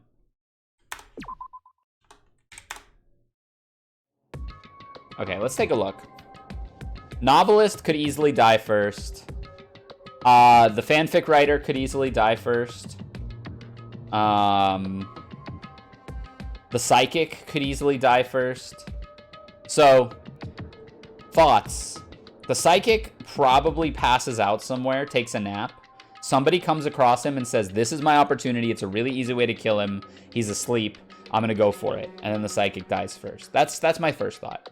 My second thought is the novelist just goes batshit and, like, breaks the rules and gets killed by the school. Hey, Alice. Other than that,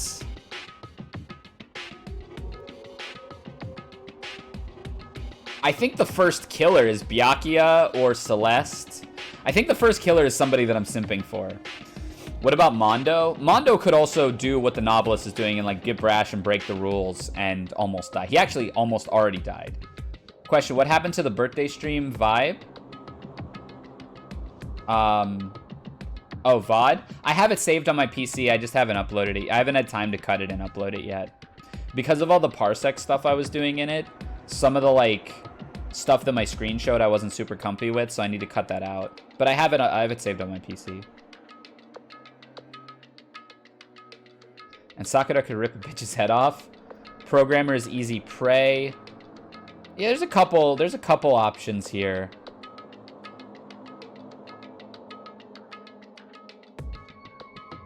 This is literally the only one you know the answer to? Okay. We'll see. We'll see. You must kill some... Well, like, here, also, let me just real quick go through this. People who are willing to kill here are Eltnum, Celeste, Byakuya, Sakura, the novelist, easily. All 5 of them. People who will never kill are Makoto, Akatsuki,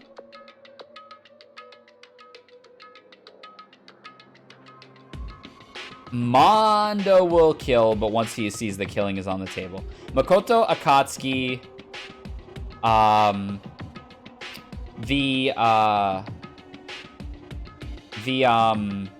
the programmer. The programmer's not going to kill. The fat guy can't kill, but he's willing to. He can't. He's just too inept. And then people who will kill once killing is on the table is like everyone else. So Mondo will start swinging when killing's on the table. Fat guy will try to kill when killing's on the table. Junko will start killing when killing's on the table. Because, like, right now, there's disbelief that somebody's going to die. So, like, that makes a huge difference. We saw that in Raging Loop. Where, like, as soon as one person died, everybody was just willing to kill. And I think that's going to be most of the folks here. The only people I think who aren't that... The only people I think aren't that is Akatsuki and the protag. Like, hard, are not willing to kill. And then again, Akatsuki just follows the rules. It doesn't mean he's... Oh, no, he's the ultimate moral compass. There's no way the ultimate moral compass is going to kill. Right? Okay, I'm going to stop talking because I don't want to get accidentally, like, spoiled by proxy. Let's just go. My mind froze and my breath caught in my throat as I thought about that. I could feel a paralyzing fear slowly making its way through my body, dominating every last nerve. The air hung heavy on me, pressing down like a weight around my neck. It took everything I had just to endure that weight. Chapter 1, To Survive. Daily life.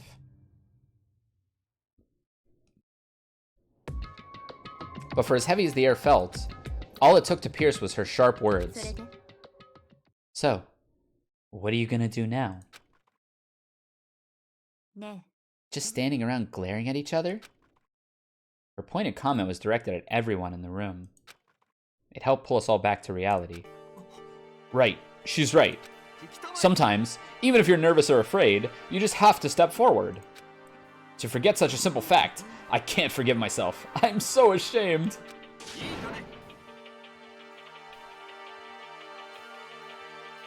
Oh, I bought all these, by the way. I have all 4 or 5 of the games, so it's possible we'll just go through all of them if I really enjoy this one.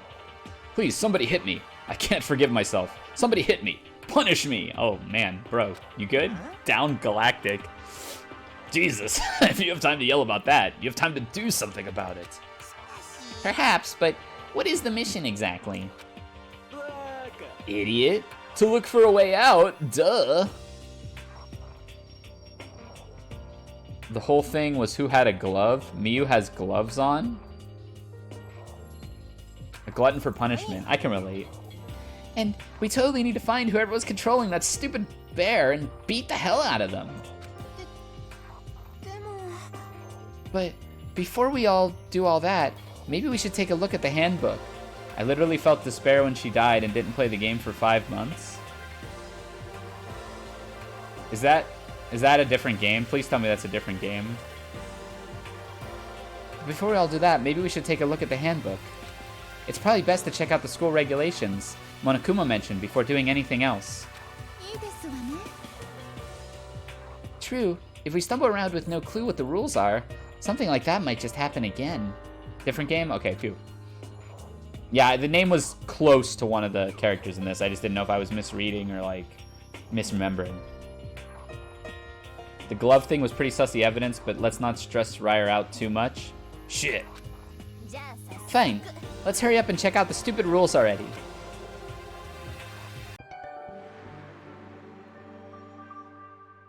Makoto Nai. After turning on my e-handbook, the first thing that appeared was my name. So, just like Monokuma said, its owner's name does show up front and center. Then, from the main menu that popped up, I selected the school regulations icon. Itemized list appeared on screen. It was the school regulations. In other words, the rules being imposed on us all. Students may reside only within the school. Leaving campus is an unacceptable use of time. Nighttime is from 10 p.m. to 7 a.m. Some areas are off limits at night, so please exercise caution. Sleeping anywhere other than the dormitory will be seen as sleeping in class and punished accordingly.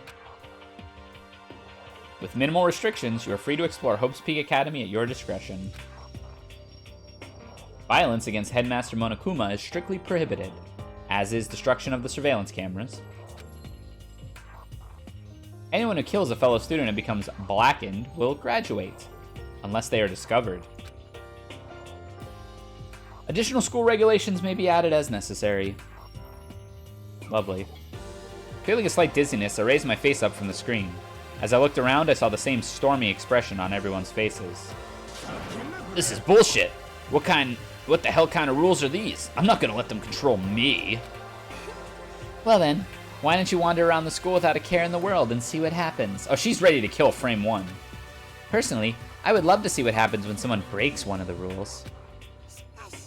But if he got punished like what we saw before, I don't think there'd be a respawn waiting for him.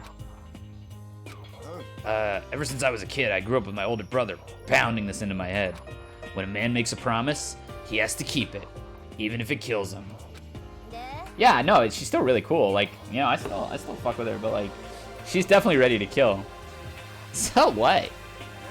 I made a ton of promises that I still have to keep. That's so what? I'd let her kill me if she got to escape. That's right. Clap it up, Drake, for Aura. What's up, Raidu? Yeah, this is my first time playing.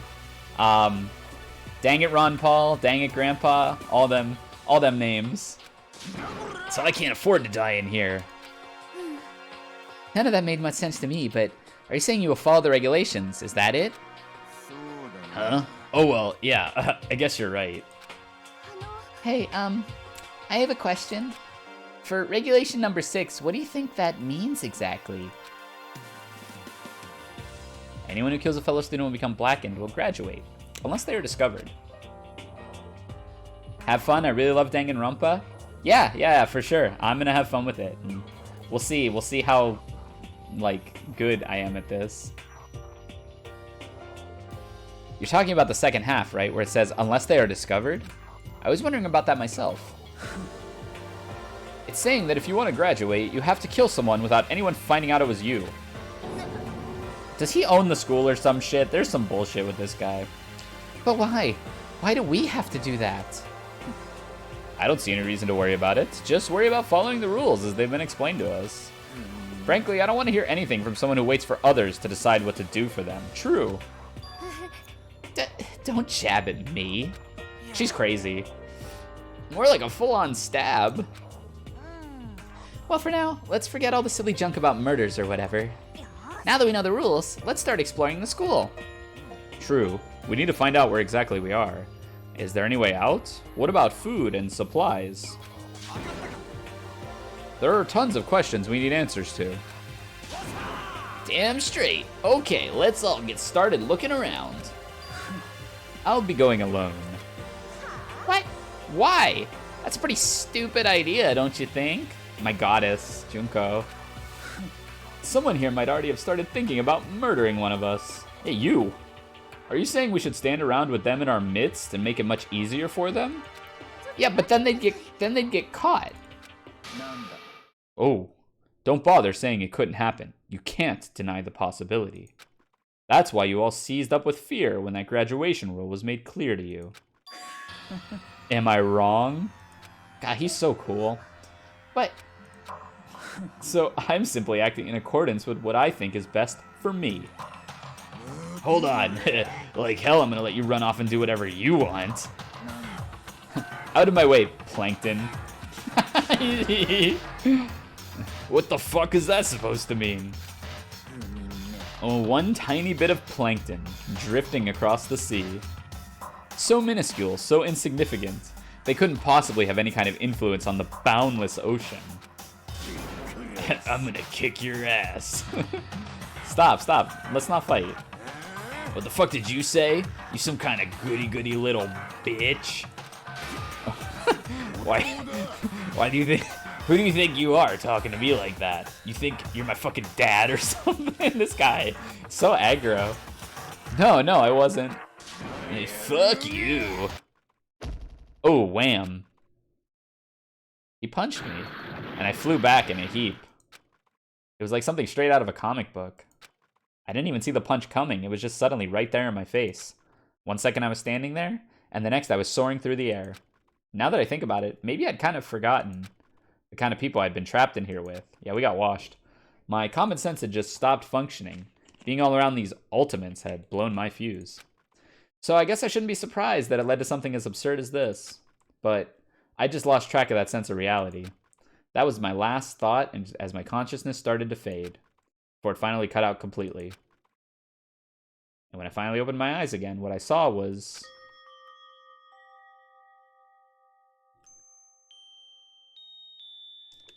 Ooh, it's time. Huh? Where am I? As if it had become part of my daily routine, I woke up in yet another room that I had never seen before. Okay, so where am I now? You now have access to the handbook menu. You can use this to check a variety of information as you play. Open the handbook menu by pressing F1. Oh no, F1 is a hotkey for my model. Oh no. You can use this menu to check the school regulations, the character info in the report card section, and at certain points the map and truth bullets may not be available. You can also save and load game data under the system section. Finally, press the F2 key to review the transcript. This records all the pertinent info, so use it to review comments from everyone involved. Okay, so handbook, system, let's just save real quick. And then do I go back? Okay, actually maybe 114 presents? Proof that you cleared the prologue. It's a patch that displays the Hope Peak School Academy crest. Okay. Wait, report card? Pog. F2, that's the log. How am I doing? Oh, okay, it's like a little stat sheet.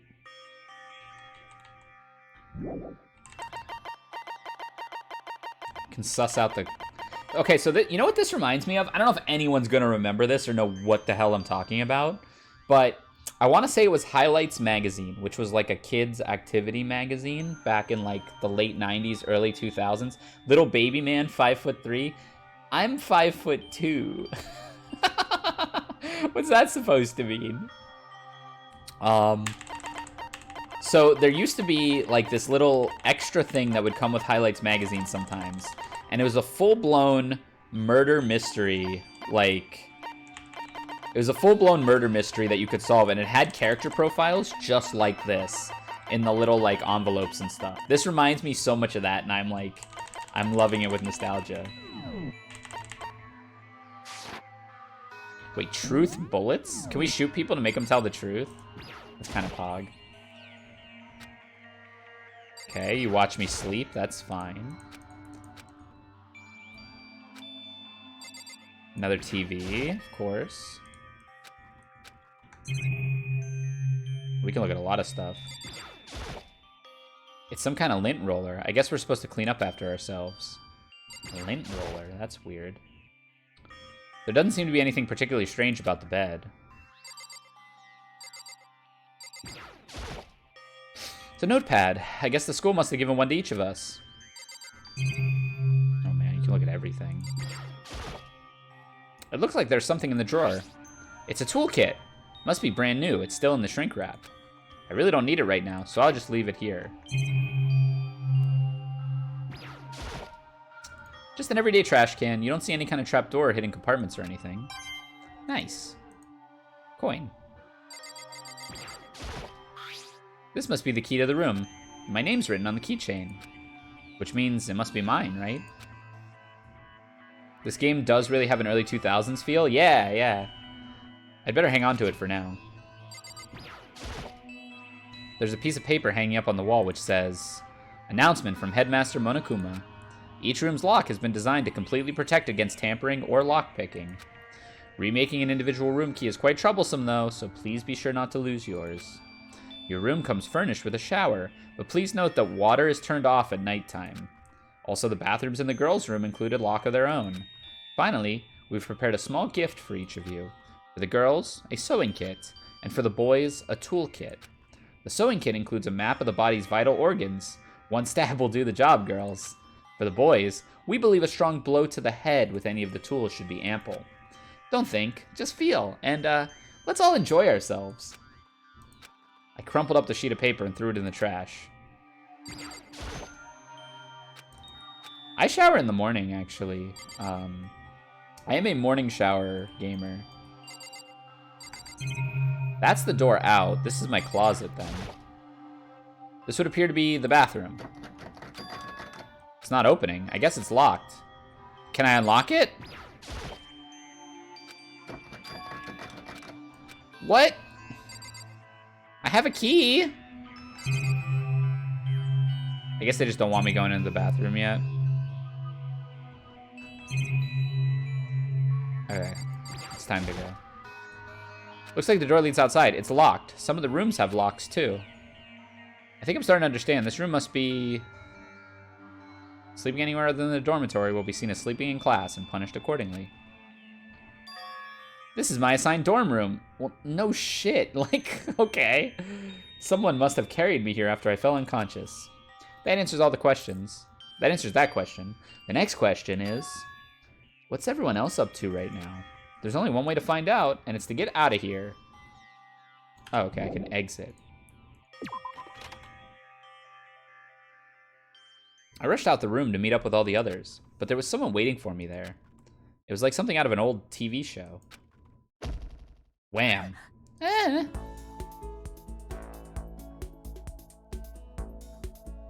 Ooh, come here often? Sayaka? Sorry, are you okay?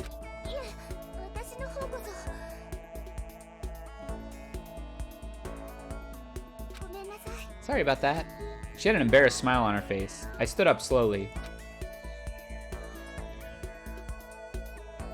Are you okay, Sayaka? Are you hurt? You make it sound worse than it is. I'm completely fine. I know how I look, but I've actually been on some pretty good muscle jumping up and down. I've actually built some pretty good muscle jumping up and down on stage. That's good then. Hold on one second, sorry.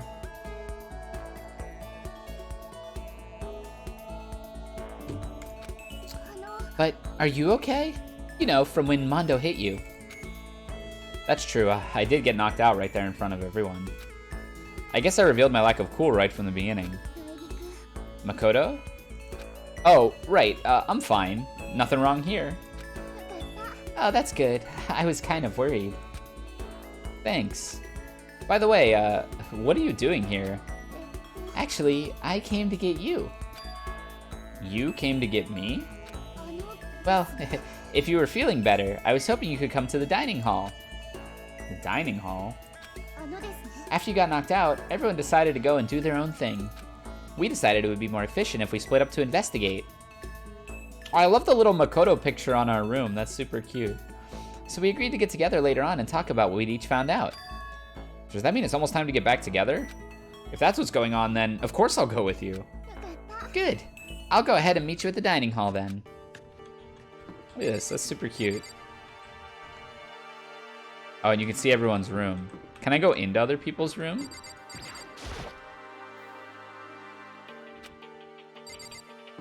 Probably not, right? These are all super cute.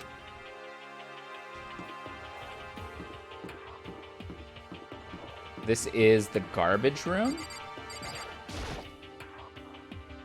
Oh, okay, it's just kind of railroading me to the garbage, or to the dining hall. Okay, this is the laundry room, I guess. It doesn't say anything. You got the toaster room, the kitchen, the dining hall, the pool. No, the bath. Leaving. Okay, dining hall.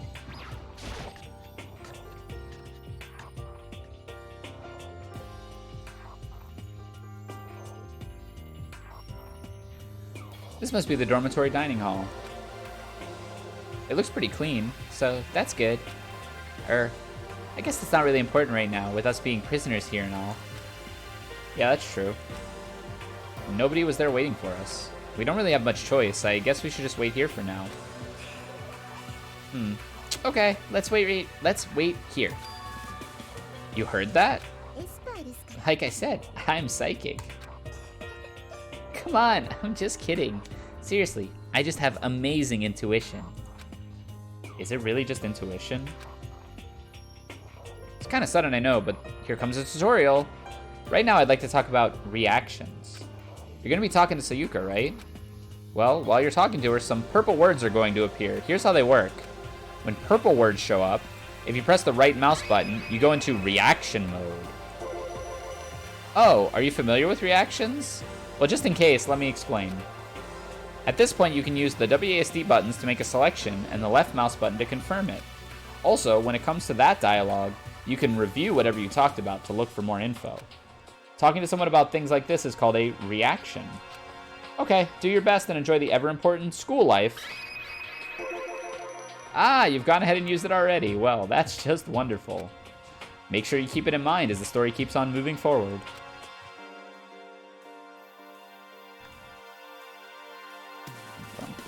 Bum, bum, bum, bum, bum, bum, bum.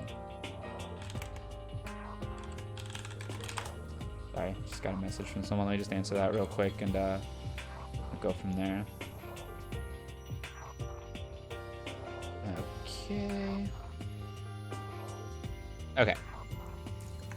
Let's see. We got a whole bunch of stuff. Is it worth it to look at the security cameras every time? Probably not. Oh, okay, there's coins in them. There we go. Look at this good game design. Answering your question as soon as you ask it.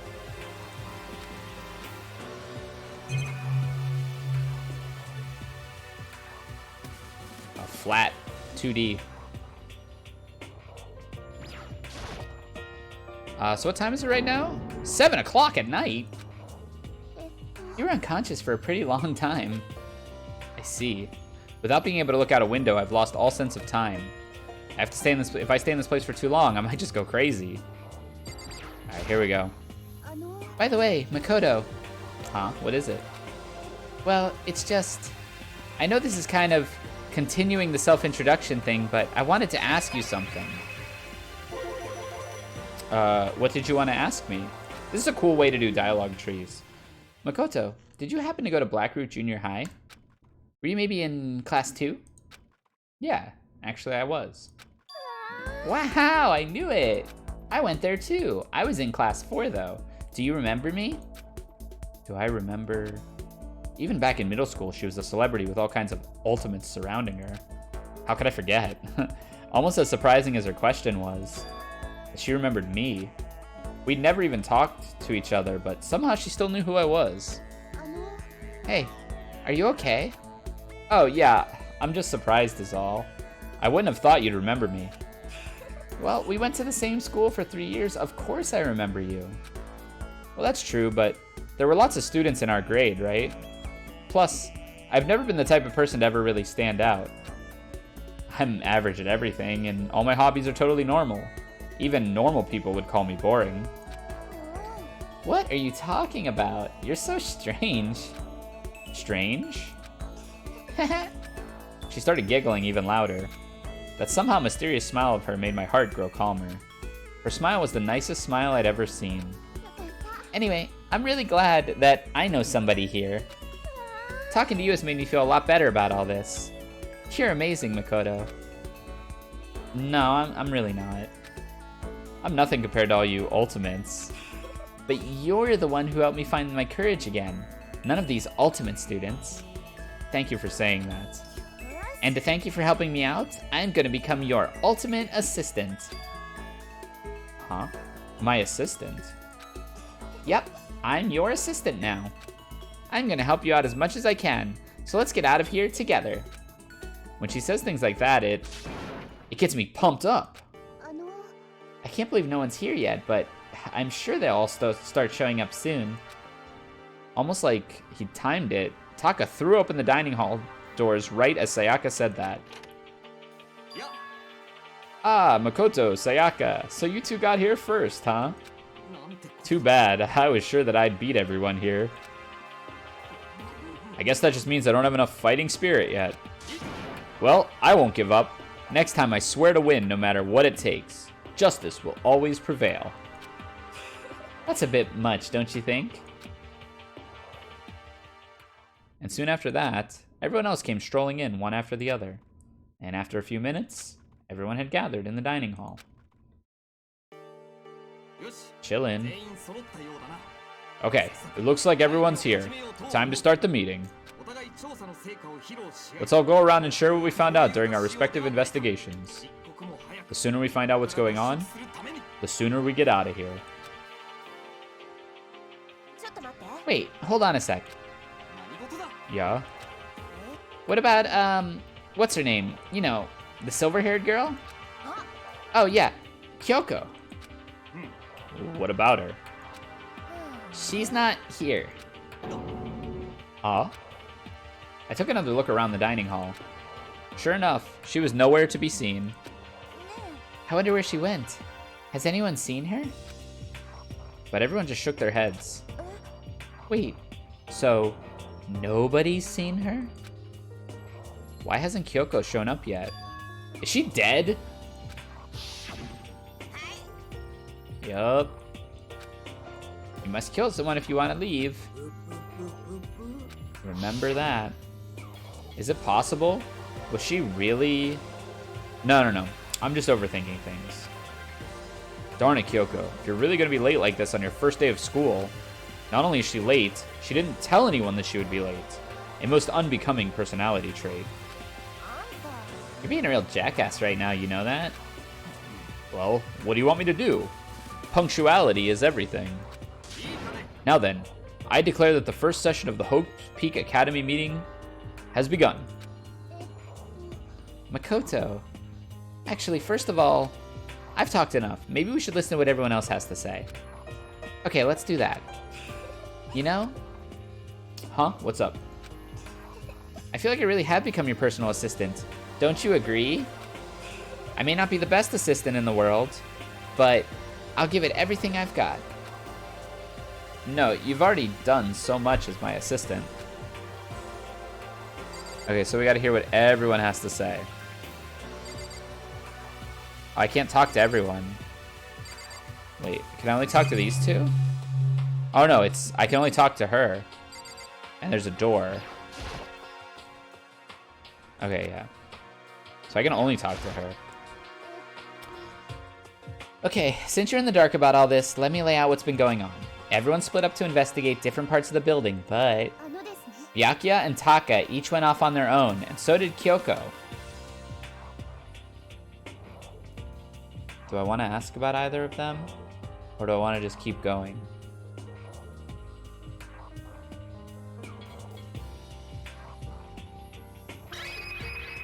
Let's ask about.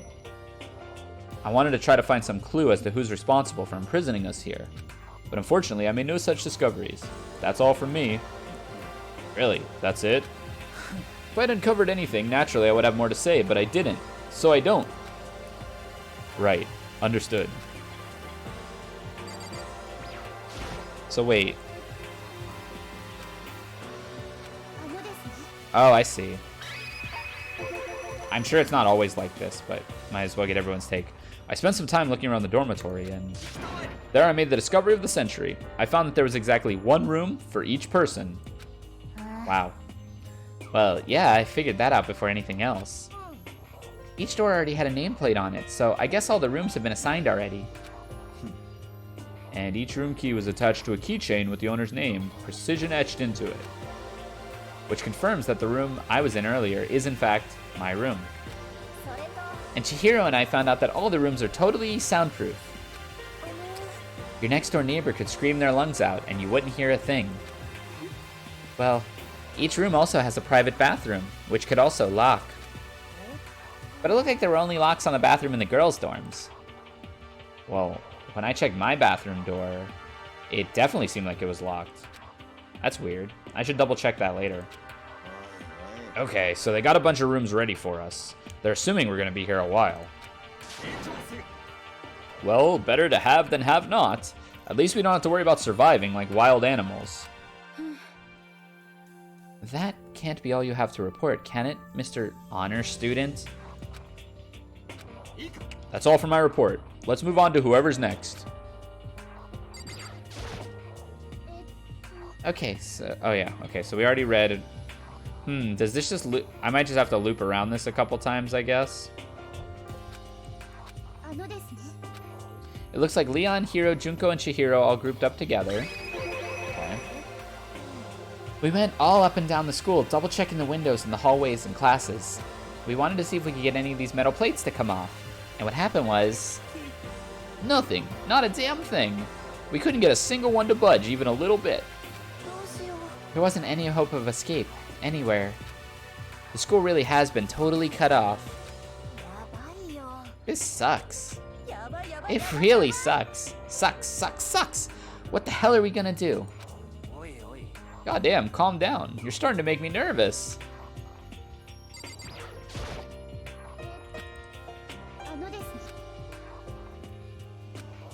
Same goes for these and those. We thought maybe we could find some way to communicate with the outside, so we went looking all over. But we didn't find a thing, sorry. I went back to the main hall, thinking maybe we could do something about that giant hunk of metal. But even with Sakura and me both, it wouldn't budge. We hit it with desks, chairs, nothing. It was hard, like metal. Well, it is metal. Anyway, if we're gonna get out of here, it's not gonna be through there. I feel like I could just cry, but no, I have to hold it in. I have to manage my hydration. I shall tell you what happened next. It has nothing to do with communicating with the outside world, but it is still worth worrying about. In both the school and dorm areas, there was a set of stairs leading up to another floor. But there were gates there, and we couldn't find any way to open them, so we couldn't check it out. In other words, at this point we were only able to search the first floor.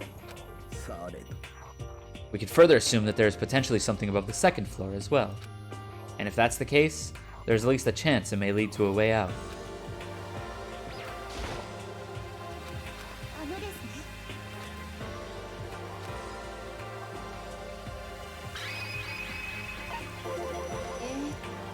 I am being honest, I can't quite say we are acting as one. Rather, we did nothing as one. We spent the entire time in the gym. Honestly, we are not exactly the types to go running around the school like a gaggle of junior detectives. What the hell were you thinking, just sitting around the gym the whole time? Well, it's not like any of you invited me along. Nobody said, hey, come on, come with us. I blame you for leaving me out. It's your fault. If you wanted to go with someone, you should have just said something. Forget it. Like I'd want to go anywhere with a dirty slut like you. Slut? Your mind is as thin as your body. You make me sick to my stomach. I don't even know how to react. How can you just say something so awful to someone you just met? Alright guys, everyone just calm down, okay? All this stress is bad for your skin, you know. Yeah, it sounds like you two are so close now, you're fighting like sisters. I don't think that's what's going on, Sakuya.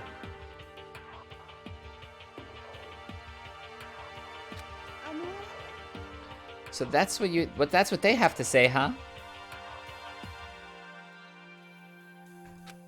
Then, I guess I'm the only one left.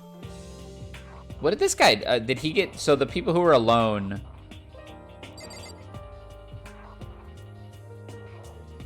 Toko's such a savage for no reason? Yeah, like, I don't get it. If anyone killed Eltonum, it would have had to be somebody who was alone, right? Otherwise, they would have got caught. Unless getting caught means, like, not being in cahoots with somebody. I went to look around the dining hall. I found a fridge in the back of the kitchen, and it was overflowing with all kinds of stuff. I guess we don't have to worry about food, at least. Sure, for now, but even with all that, there are 15 of us. How long can the food last? You can just eat sesame seeds or something. What am I, a parakeet? I don't think we have to worry about it. All the food gets restocked automatically each day. At least, that's what Monokuma said. You saw him? Yeah, he came out of nowhere while I was checking the fridge and told me that, and then disappeared again. Huh, interesting. He was so fast. I can't believe someone could have been moving him around with a remote control. A weaponized toy that can just appear from nowhere? I can't tell if we're supposed to be afraid or not.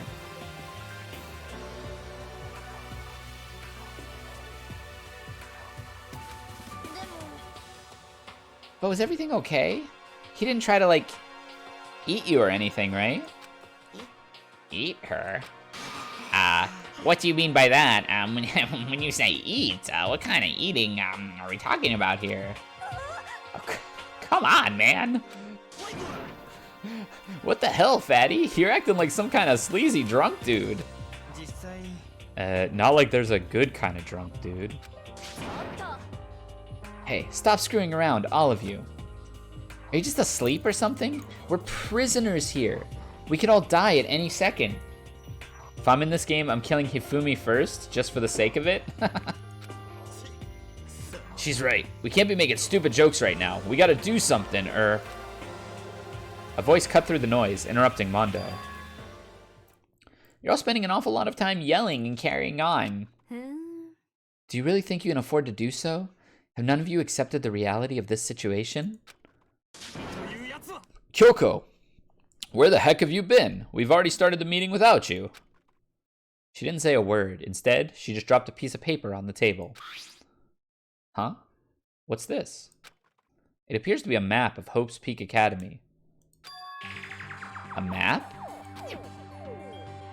Oh, what the hell? Where did you find this? It doesn't matter where I found it. It does matter. You're really freaking us out right now. Never mind that. What's it mean?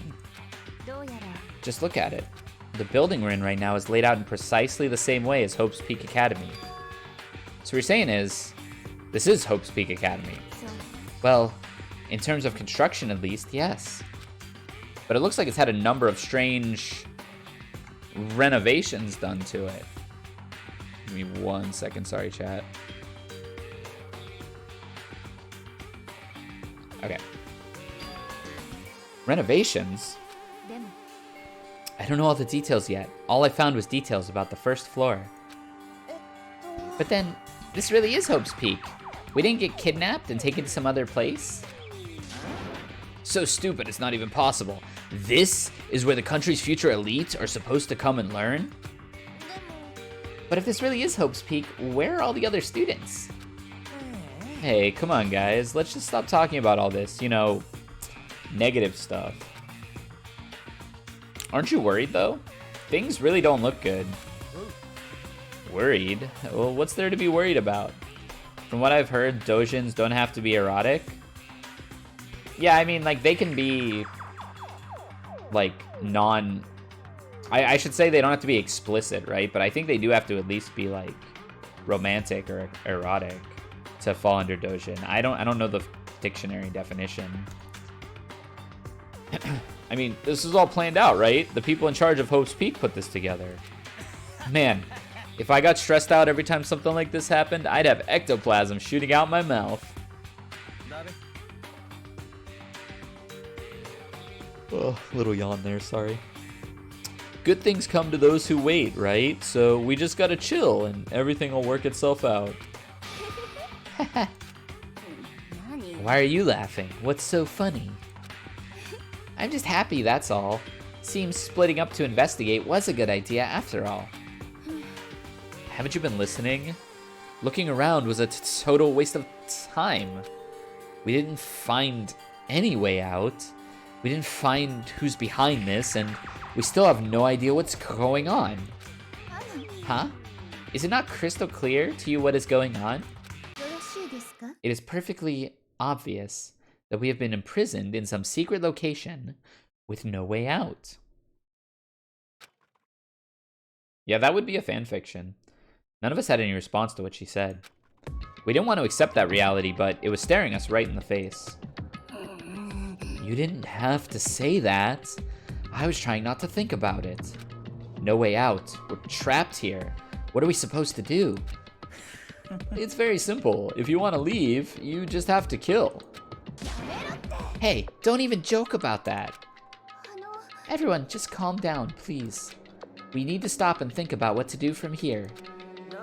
There's gotta be something we can do. All we can do is adapt. Adapt to living our lives here from now on. Live here? Are you saying we should just accept it? A lack of adaptability is a lack of survivability. Survival is not based on who is the strongest or who is the smartest, but it is who can adapt the most. That's true. That's fighting games. As someone who has come out on top more than once, I have a suggestion. What do you mean? We all understand that we are trapped here, which means we will be spending the night. However, you all remember the rule regarding nighttime, right? Some areas are off limits at night, so please exercise caution. And sleeping anywhere other than the dormitory will be seen as sleeping in class. So regarding this nighttime, I think we need to add a rule of our own. What do you mean? Going out at nighttime should be prohibited altogether. The school regulations do not actually tell us not to go out at night, but I would like to make that official. But why? The way things are now, every time night comes, we will all start to get worried and anxious. We will all be afraid that someone might try to come and kill us. What? If we have to worry about that night after night for who knows how long, it'll wear us down in no time. So you're suggesting we limit our activity at night as a kind of preventative measure. However, unlike the other rules, nobody can be forced to comply. We will all have to agree to follow it. I see what you mean, but I think I can agree with that. It's like the little goth Lolita said, without something like that, we're just gonna self-destruct. This is a good way for Celeste to set up a way to patrol herself at night without getting caught. This is probably her play. On behalf of all the men here, I agree to comply. Ah, you can't just decide to speak for all of us. So everyone is in agreement? Good. Then, if you'll excuse me... Wait. Where are you going? It's almost nighttime. I want to take a shower before it arrives. So, goodbye. Moving with pure elegance, Celeste left the dining hall. Her behavior seemed so natural, I couldn't imagine anyone ever trying to stop her. So, I guess it's pretty obvious where we go from here. We'll be spending the night, it looks like. Adaptability. So, Mr. Chairman, what next? One person already left. Well then, let's say we call an end to today's meeting. Like she said, it's almost nighttime anyways. We can reconvene first thing in the morning. Do we really have to stay the night here? We don't have a choice. We can't go for long without getting some sleep. So we just have to give up. That's all fine and good for today, but what do we do tomorrow? Our only option is to split up and look around again. And let everyone know if we find anything. Yeah, okay, let's do that. Then we're done for today. Good, I'm exhausted. With heavy movements, everyone headed off to their private rooms. Taka slowly but surely getting the Kinosuke voice is so fitting. That's funny, yeah. Makoto, are you ready to call it a day? Yeah, let's go. Back to the bedroom.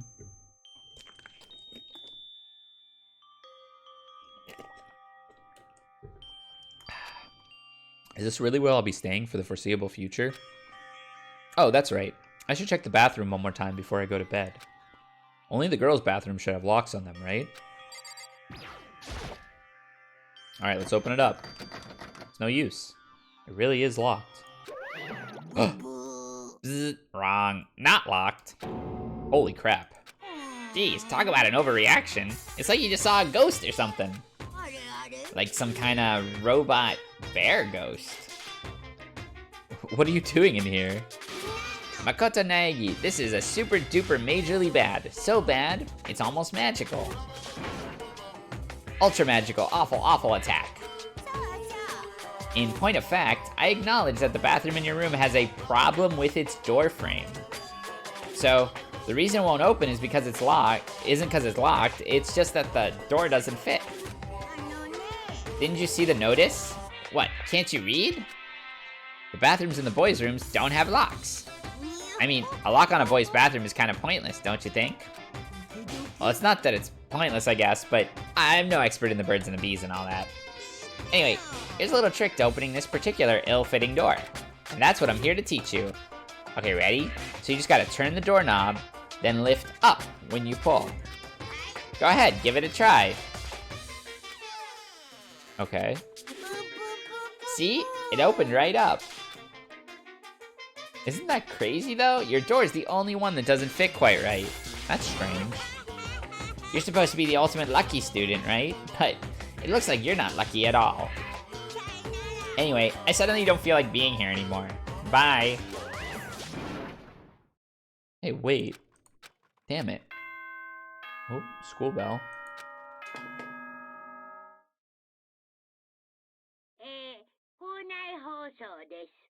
It is now 10 p.m. and it is officially nighttime. Soon the doors to the dining hall will be locked, and entry there at this point is strictly prohibited.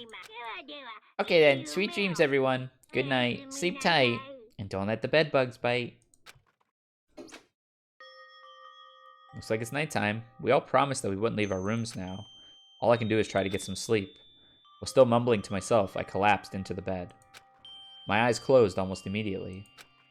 Not like I was ready for bed exactly, I was just utterly exhausted.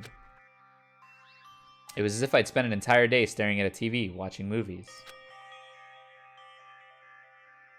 He'd be going out like Elvis, oh my god. Or some kind of illusion where I'd been tossed into a made-up fantastical world. Yeah, that feels about right. There's no easy way to just accept the situation we've suddenly been dropped into. So this is how the curtain closed on my first day at Hope's Peak Academy. Soon enough, I was asleep. Would it be too much to hope that when I woke up, I'd realize this was all a dream? Kind of lame as far as endings go, but I'd be fine with that. Actually, that'd be the best.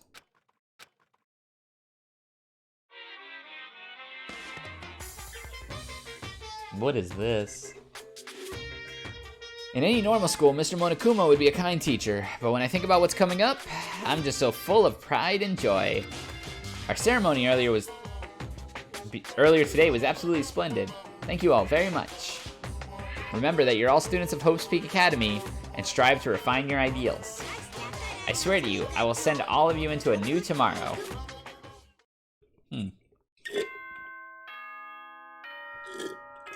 Interesting.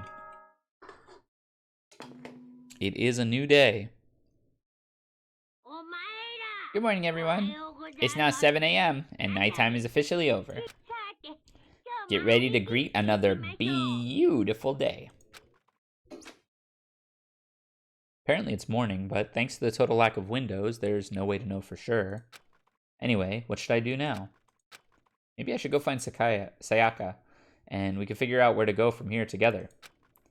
Did she say she's my assistant now? Okay, it's decided. I'm gonna head to her room.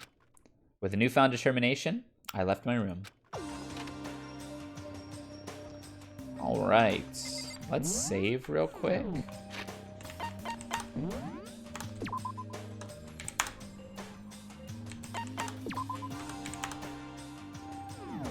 Alright. She is...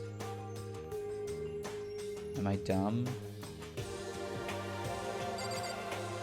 Is she right next to me? I don't think so. No, it's Kyoko. Hey! Good morning, Makoto. Good morning. Yes, morning greetings are quite a delight. Such an energizing way to start the day. Now then, let's make sure we both do our very best throughout the day. Sure. I wonder if he's always like this.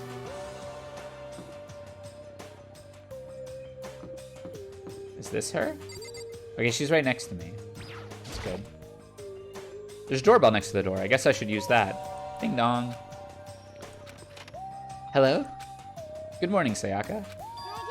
Oh, Makoto. Perfect timing. Listen, I have a favor to ask. Sure. I was just getting ready to head out. If it's okay, would you like to come with me? Maybe we could talk. Yeah, sure. Where are you headed? Oh, I've been thinking there might be something around here that I could use for self-defense. Self-defense? Well, I mean, whoever's keeping us here could show up and attack us at any time. You never know. Whoever trapped us here, whoever presented us with the rules for murdering each other, whoever put us in this insane position, she's right. We do never know when they may attack. So, I just want to be able to protect myself, no matter what happens. A weapon to protect herself. Well, now that I think about it, that display case in the gym had a bunch of stuff in it. Maybe... Oh, the gym! Okay, let's go. Again. I'm psychic. Come on, I'm just kidding. Seriously, I have amazing intuition. Why does she keep saying that? Am I really that easy to predict? No. Anyway, we should head to the gym. For anyone who just hates walking around the school, we've got some good news. You can now teleport using the map section in the handbook menu.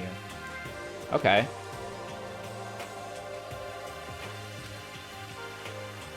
Okay.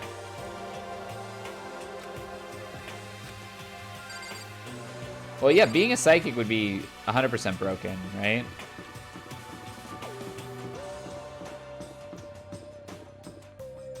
What is this room? Hey. Well, hello. I hope the two of you are having a nice day. Oh, is she following me? Oh, she is. Good morning, Celeste. Exchanging such common greetings is somehow strange, given the circumstances and everything. You know, sometimes you scare me a little. Well, I'm off.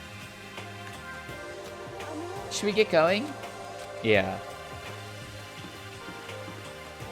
Hey, Yuri.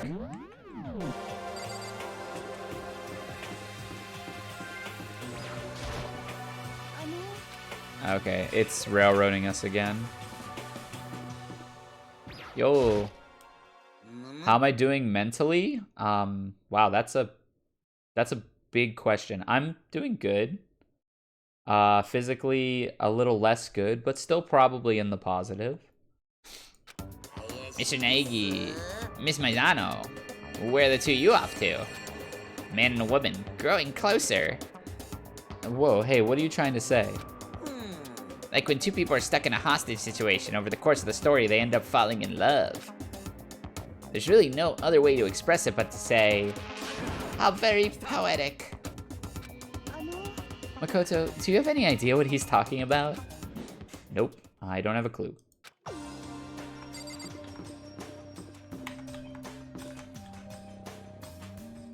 So how do I teleport?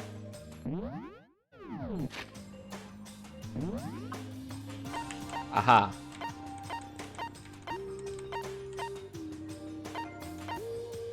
Okay, it tells you where people are too.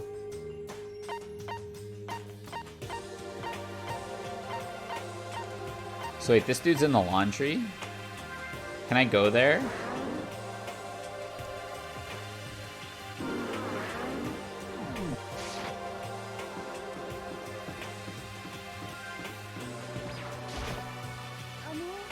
No, I guess I can't. Okay, must go to the gym. Is the gym on the second floor? No. Am I dumb?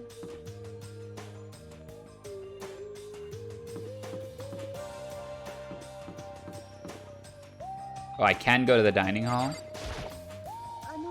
No, she doesn't want me to. Is the garbage can isn't the gym, right?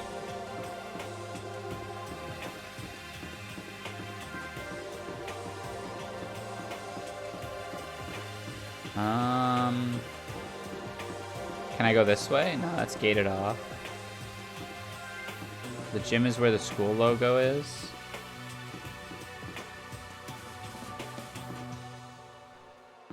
Is this the gym? Oh, I can go through there, okay. Aha, soka. Okay, before we start the gym scene, I am going to use the restroom really quick. Because I've been drinking a bunch of water just to keep my voice fresh and not hoarse. So I will be back in like 2 minutes. So sit tight, I'll be right back.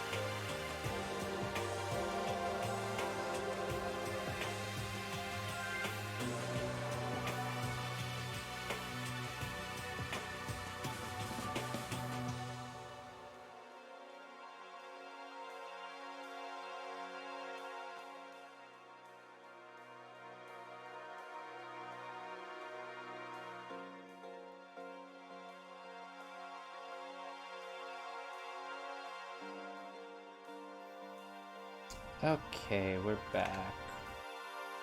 Thank you. Oopsies. Thank you for your patience. Whew, okay. I do want to talk to these folks as well. I don't know how important talking to everyone's going to be, but at least in the early part of the game I can do it. I'm going to do it. We have to find some way out, no matter what. And that's why you went with Hina and Toko? Well, Hina's the one that invited Toko. I have trouble talking to people directly.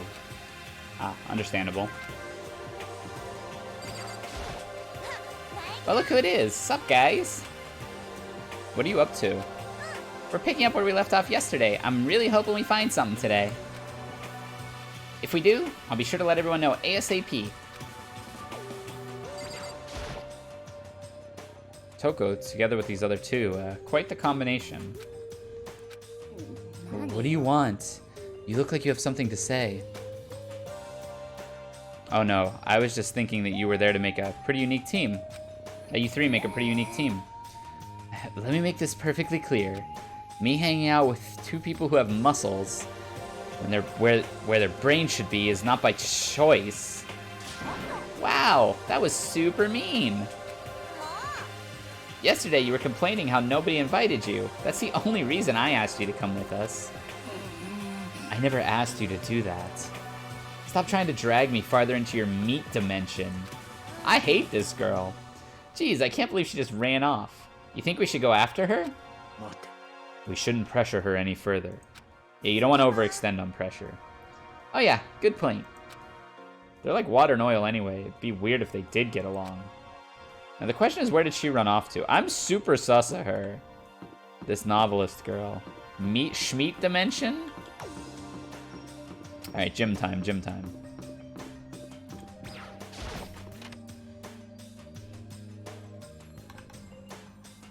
Yeah, let's give her the katana.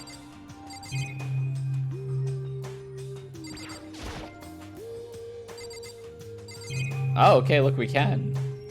Hell yeah. Use this. Is this a sword? Oh no, I think it's just a replica. Still, it's pretty impressive. It's completely covered in a gold coating.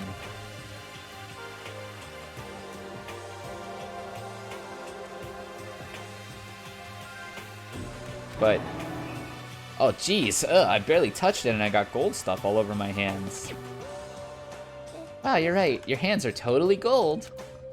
Even just for self-defense, I think this is a little, I mean, it's better than nothing, I guess. You should take it with you. It might help liven up your room a little bit. You think so? But I guess you'd better be careful taking it back. You should wrap it in newspaper or something. Just like that, it was decided.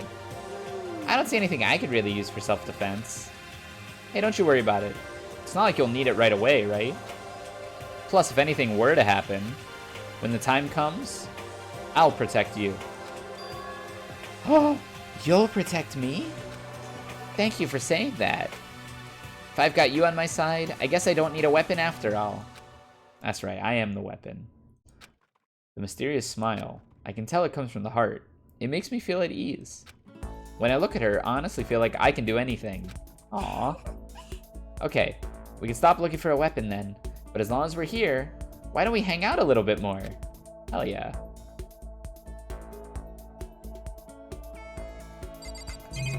I want to grab another weapon. Give me this statue. It's a gold statue of Buddha. Why is something like this on display? That's a good question.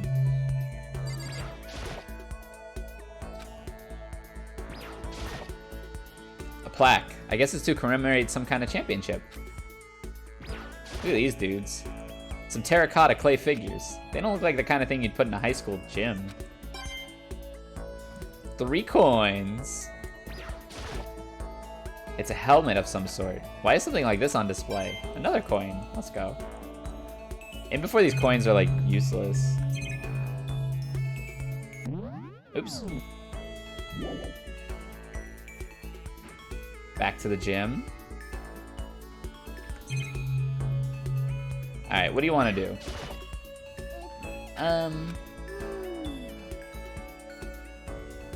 I know I said I wanted to talk to you, but now that we're here, I don't really know what to talk about. And I was the one who invited you to come with me, too. Sorry. It's okay. I mean, if there's nothing to talk about, then we can just not talk, right? Huh? You don't have to force yourself to talk. We can just, I don't know, stare off into space or whatever. I love doing that. That sounds fun. Stare off into space? Oh, but you're probably super bored just standing around doing nothing. No, it's not that it's boring. It's just, I've never really done it before, so I don't have a lot of time to just do nothing. I guess that makes sense. You're not a normal high school student like me. You've got tons of stuff to do every day. Hey, this is kind of out of nowhere, but Makoto, do you have a dream? Well, what about you, Sayaka? What's your dream? I'd love to hear about it. My dream is... I've always wanted to be a star, as long as I can remember. I grew up without a mother, you know, and my dad worked really late every night. I was always home alone. I was just a kid, so it was really lonely. But all that changed when I saw a pop star on TV for the first time. She was so pretty, like a princess, and she could sing and dance. But more than anything else, there was her smile. Looking at her smile, I could feel my loneliness melting away. I decided that's what I wanted to be someday. I wanted to give that kind of encouragement to others. Eventually, that became my dream. That's so amazing, though. You were able to actually fulfill your lifelong dream. Honestly, it's really incredible. I did whatever it took to reach that dream. I mean it. Some things that even, weren't so pleasant. Oh. I honestly believe that as long as you kept chasing your dreams, someday they had to come true. But to do that, you can't take your eyes off your dream, even for a second. Even if sometimes it's a bad dream, whether you're awake, whether you're asleep, to make your dream a reality, you have to keep your gaze fixed on it, no matter what. In that world, if you lose focus for even a split second, you get left behind. You have to keep on swimming against the current, even without even taking time to breathe. That's the kind of world my dream lives in. Is it really like that, though? Is it not fun at all? Oh no, don't get the wrong idea. It's super fun. But that's exactly what scares me. I enjoy every single day I get to wake up and do what I do. Everyone in our group is amazing. We're rivals in a way, but they all mean so much to me. We've been performing together since we were young, so they're all like family to me.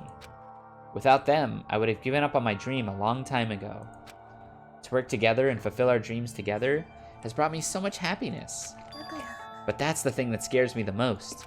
If the world gets tired of us, then what happens? What happens to us? Then the dream dies. Those wonderful days come to an end, and everyone goes their separate ways. Sayaka. She's trembling. She must be terrified. She worked so hard, sacrificed so much to get where she is, and she must be terrified of losing it. So that's the reason I decided to come to Hope's Peak. What do you mean? Well, they say if you graduate from here, success is basically guaranteed. Which means I could keep performing with my best friends forever and ever. At least, that's what I thought. I really did believe that, but now we're trapped here with no way out. They're probably waiting for me. While I'm in here, the world out there is forgetting about me. Minute by minute, we're all disappearing. But still, I can't afford to be stuck in here. Is she gonna try to kill me? That was the first time I heard her cry out from deep within herself. She sounded so desperate, but I can understand why she'd feel that way.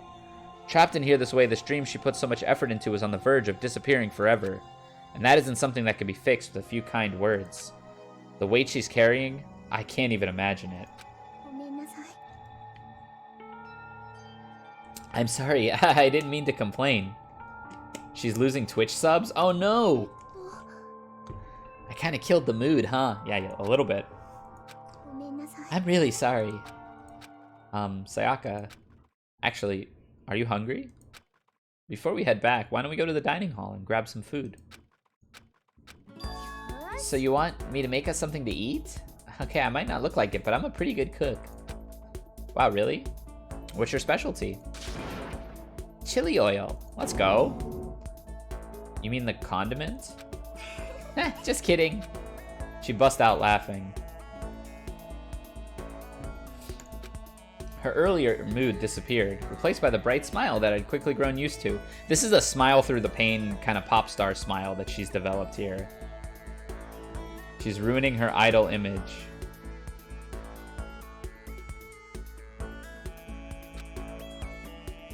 But how did it happen so fast? It was almost like a mask, some kind of neutral expression. Anyway, we headed to the dining hall to get something to eat before returning to our rooms. Why'd I go back to my room? Oh, I got a sword now. Let's go. The only thing in my room is a fake sword covered in gold. Yeah, she's got that, like, Hollywood turn on a dime, like, oh, you know, clutch up. It's time to go back into acting mode. And that's really scary. Yeah, I got a sword, bro. Check it out. Anyway, there's still plenty of time left in the day. I really don't feel like I'm just sitting here. Maybe I'll take a look around. You're about to have your first experience with free time. Would you like to hear more? Sure. As you live out your school life here, you'll be given free time at certain points. No, it doesn't seem like bipolar Panda. It seems more like stress from stress from being an idol. She learned how to, like, deal with that in a, like, that's her cope mechanism, is to, you know, put on the smile, and then, you know, she slips away every once in a while, and she can just snap and go back into it. But obviously that's going to repress a lot of stress, and it's probably going to outburst later. During your free time, you can spend time with your fellow classmates to deepen your friendships. You can also give them presents, which could potentially give them even a better impression of you. You can get the presents from the mono machine at the school store. Come by early and often. At certain points, you'll witness intimate events, and new info will be added to each person's report card.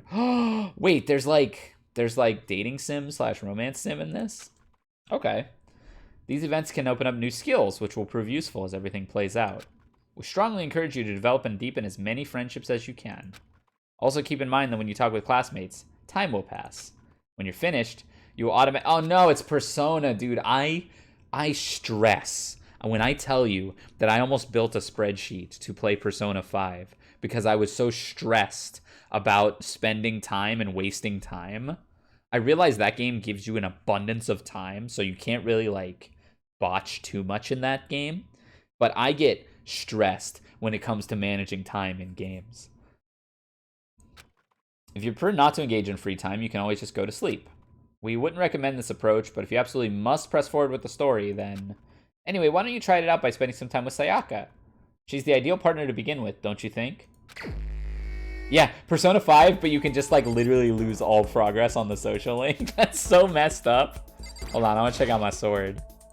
Oh, that's it. Alright, let's get out of here. Let me save real quick. So they're telling me to spend time with Sayaka, which is obviously like baby's first interaction, right? Like, I don't necessarily need to do that. Let's see where people are at. Okay, so maybe we go to the dining hall. Don't care. That's a maybe. Cool, Junko. Wait. Who do I spam here? Junko? Hell no. Sayaka's a maybe. Because, like, if Sayaka's, like, the tutorial... Wait, I don't want to go there. Whatever. Hold on, I want to see... Where's Byakuya? Yo, that emote is so funny. Yeah, you're right. I want to be his friend, right? I did say that. I said I want to be Byakuya's friend. There he is. He's at the end of the hallway. Let's go. I'm a man of my word. Hey. Hello there. Listen. Who are you again? I apologize for my poor memory. No shot you have a poor memory, fucko. It's just so hard to remember things I don't care about. Okay, yeah, now we're talking. Wait, that's it? Brother. please hang out with me.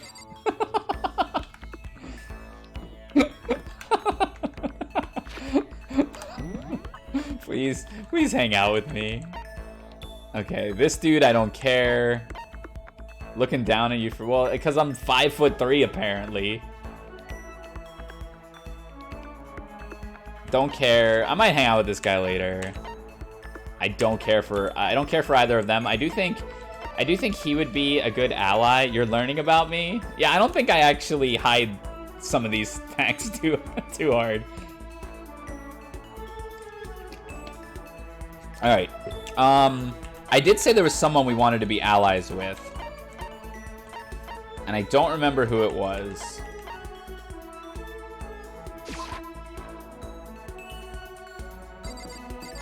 Hey, Mo. How's it going? We're chilling out here. We're probably throwing, but, you know, we're chilling. So I really want to chill with Junko. I might not be able to yet. It might be railroading me into... You're teaching Ricera some uni? Hell yeah. Alright, we're gonna try Junko. Yeah, we're gonna try Junko. It's probably a no-go. We're probably still being railroaded pretty hard. Getting stuck in here is, like, totally disgusting. I want to get out of here. Yeah. And, you know, for the one time, let's see if we can go to the best girl.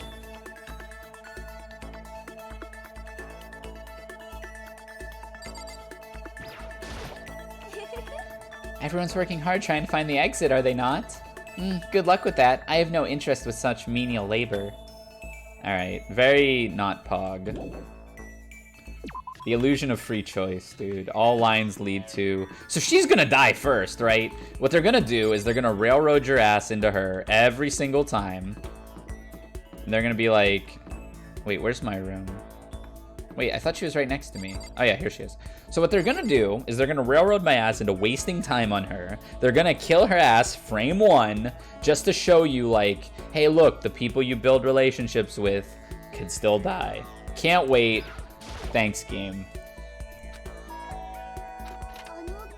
You know, Makoto, I'm so anxious. I really am afraid. Should I talk to Sayaka for a while? Sure. Are you going to try to cheer me up? Wow, that's very direct. She has nice hair? Yeah. Sorry for making you take time out of your day like this. Don't apologize, I'm choosing to do this. I did my best to comfort Sayaka. Sayaka and I grew a little closer today. Would you like to give Sayaka a present? I don't have shit to give her. Makoto, do you think I can make time for the two of us to talk? Wait, what's wrong? Why are you being so formal?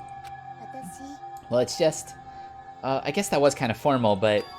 It's just because I know I can count on you. Having you by my side really makes me feel a lot better. If you were here with me... If you weren't here with me, I just don't know what I would do without you. I'd be lost.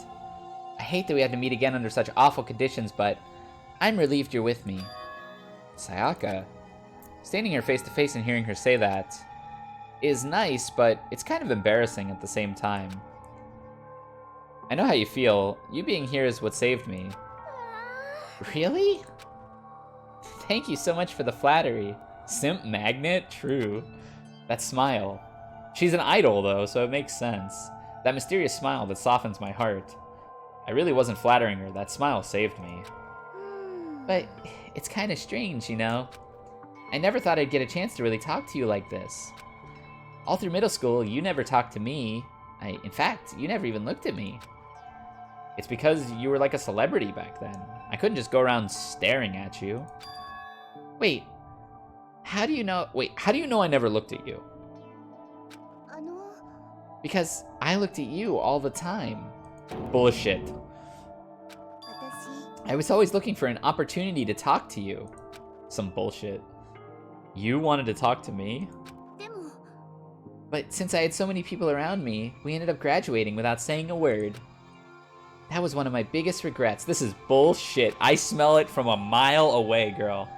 You can't shower at night, I can smell the bullshit. But why me? Do you remember during our first year of junior high, that huge bird wandered into the school pond? Actually, now that I think about it, I do sort of remember something like that. It was like out of a fairy tale. The turtle, once every million years. That bird, once every 1,000. A huge bird wandered into the school pond during our first year of junior high. I think it might have been... The fuck is this? Okay, well, a sparrow is not a big bird. A heron could be. And a crane is a pretty big bird, too. It was a heron, wasn't it? No, not quite. It was similar, but even bigger than that. Oh. Okay. Cool, we get to mulligan. Do we get like punished for this? It was a crane. It walked right into the pond. That's right. That's what it was. Yeah, second time's the charm, baby. It was so big, the teacher had no idea what to do. But you led it into the forest behind the school. You helped it find its way out. Well, only because I was already in charge of taking care of the animals at the school. They basically made me do it. I should have said thank you then, but is it okay if I do it now? Girl, what are you talking about? You're just rambling on about birds walking into ponds and stuff. I'm that crane, you see. I've come to return the favor. Here, let me make you a cloak. What is she talking about? Yeah, I have no idea what you're talking about. Honestly, though, I was so impressed. That's why I always wanted to talk to you, even just once. Yeah, just, you know, Mr. White, the big bird, he walked into the pond like, it was a crane. It was bigger than a heron. It was like a crane. Jesse, what the fuck are you talking about? It's a Japanese story she's making a pun on? Okay, well, it's lost on me. I never imagined this would be how I got my chance. Yeah, if we'd met again in a train station somewhere downtown, that'd make for a nice dramatic reunion. But instead, it's this weird school. Maybe, but still. I'm sure you'll help me find my way out, just like that crane. You'll save me. It's just intuition, but I still believe it. I'm going to save her. Yeah, they're gonna yank the carpet right out from under us and kill her. I won't say the Breaking Bad joke is better. I'll do my best, I promise that. I'll make sure it's more than just intuition. If there's anything I can do, I'm going to do it. I believe in you. Besides, my intuition always turns out to be right.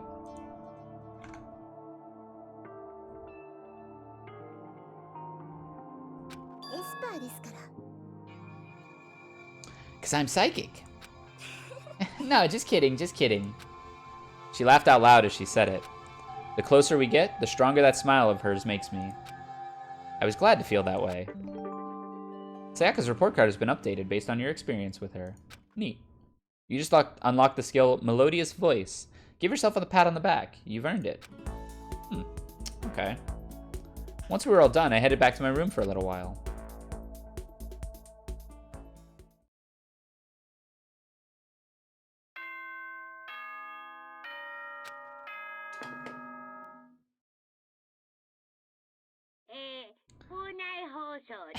It is now 10 p.m.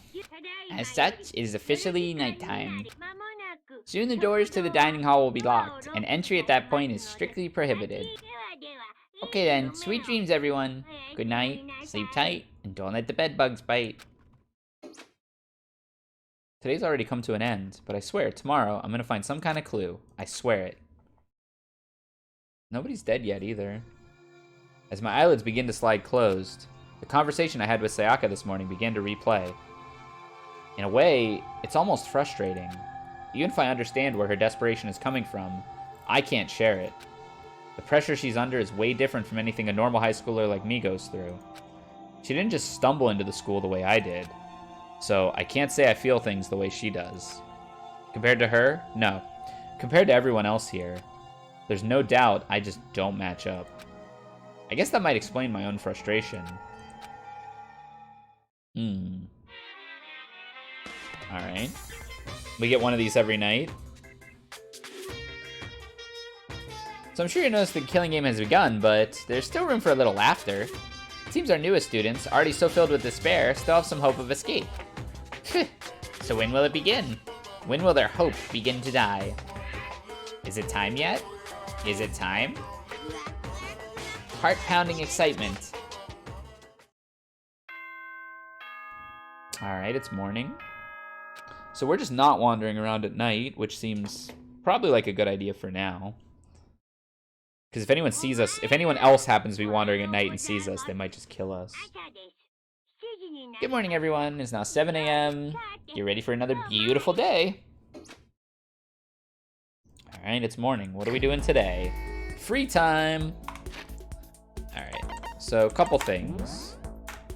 One, I want to look at what Melodious Voice does. How do I check that? Let's see.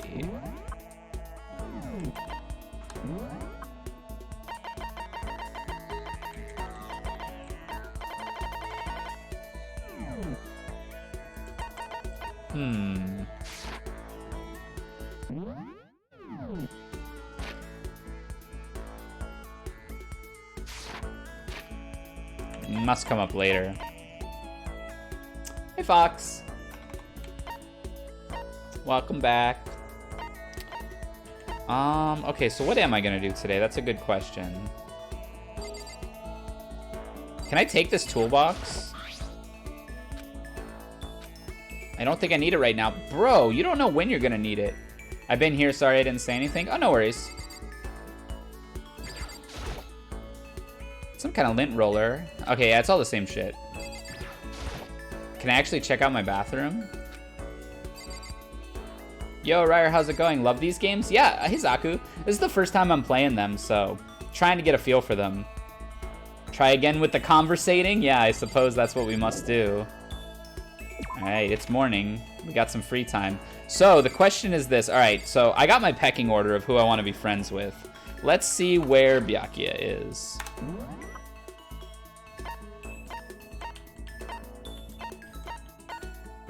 Toko's just never leaving her room. That's concerning. Okay, so let's get out of here.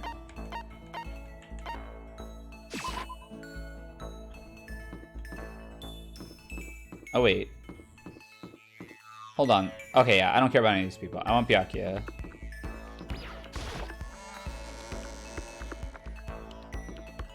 I know they're, like, not gonna let me talk to him, but I have to try.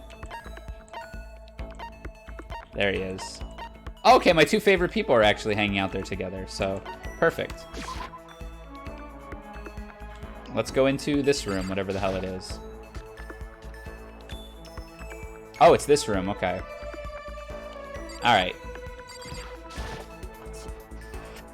Don't address me as if we're friends. Come on, you know we're friends. Did I not make myself clear? I don't like you. Yes! Yes, let's go. How many times do I have to tell you? You're annoying. Feel free to crawl off and die. That's so kind of you. Let's hang out. I refuse to get discouraged and spend some time with Byakuya. Byakuya and I grew a little closer today. Let's go. Would you like to give Byakuya a present? Oh, I should go try to find presents before I talk to people, huh? I'm not gonna give him the school crest. That'll make me look really dumb. Alright, not really, no. I have a question for you. Oh? Something's been bothering me for a while now, and I can't take it anymore, so to answer my question, I need you to explain to me what exactly your Ultimate Lucky Student title means. Oh, well, I don't totally get it myself, but what I do know is that I was picked at random from a pool of normal students. So, you just got into Hope's Peak by blind luck? Ah, I see. Well, that answers my question. What was the question? How a commoner like you, with absolutely no unique talents or abilities, could get into this school. Oh, I forgot to mention boring. Yes, how a boring, untalented, utterly generic commoner got in. Boring? Generic? Did you really have to list all of those off? Ah, but it's the truth. Maybe compared to you, the ultimate affluent progeny and all. But even I, Oh, you seem to think this is merely an issue of title, but make no mistake. My lineage, intelligence, figure, athletic ability, they are all ultimate. Which is to say, I am the ultimate perfection. Feel free to begin calling me that, in fact. I think I might. He's really taking this to the extreme. You, who have nothing, I, who have everything, we are living proof that all men are not created equal. You have my pity, Makoto. Life can be very cruel indeed. And because I pity you so much, perhaps someday I'll allow you to hear my tale of glory. Consider it a blessing, a gift from me to you, to allow you to bask in my glory. Having finished that mean-spirited lecture, Byakuya left me standing there in silence. I learned one thing about Byakuya today. Anytime I talk to him, I need to be prepared for extreme psychological trauma. You just unlocked the skill Cool and Composed. Give yourself a pat on the back, you've earned it. I did my best to keep my spirit from shattering like glass, and went back to my room. Is it already nighttime? Do you get like one conversation per day? There's still lots of time left. Oh no, we're good. Okay. Yeah. So I want to go find the gift shop.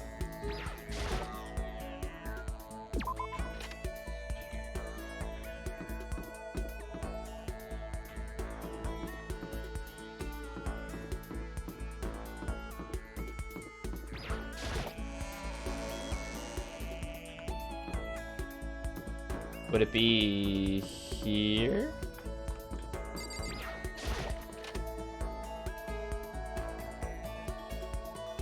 This is some kind of production room?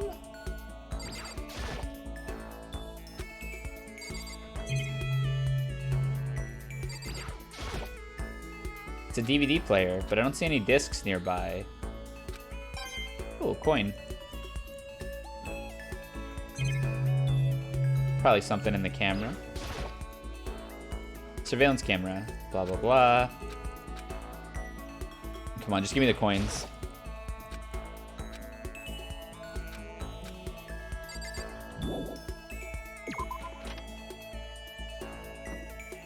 Oh, this looks like it. That's got money on it.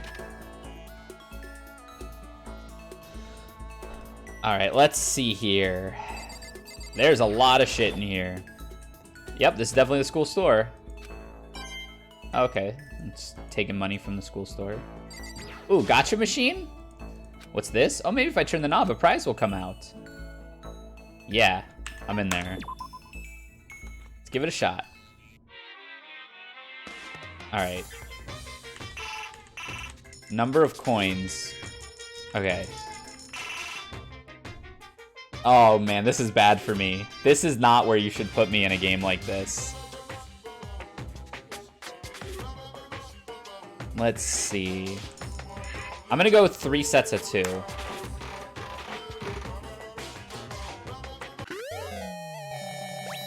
Got item.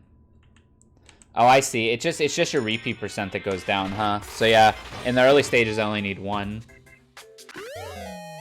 Okay, we got a little hair bow.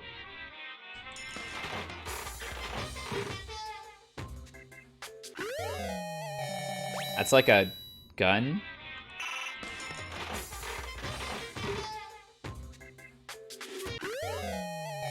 That is a vice grip.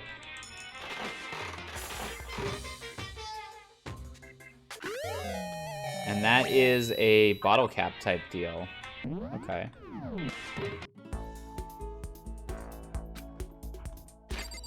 Okay, let's take a look at what these actually are. A scarab brooch? Okay. Scarab brooch was considered by many ancient societies. It is known today as a dung beetle. Okay. Ray gun Zurion. Single shot can melt every molecule in a fully grown human. Okay, that's like a toy gun. A vice grip. Oblat, a thin edible film made from starch. It's commonly used as a candy wrapper, but also helps cover up the taste of bitter medicine. And a voice-changing bow tie. Okay, neat.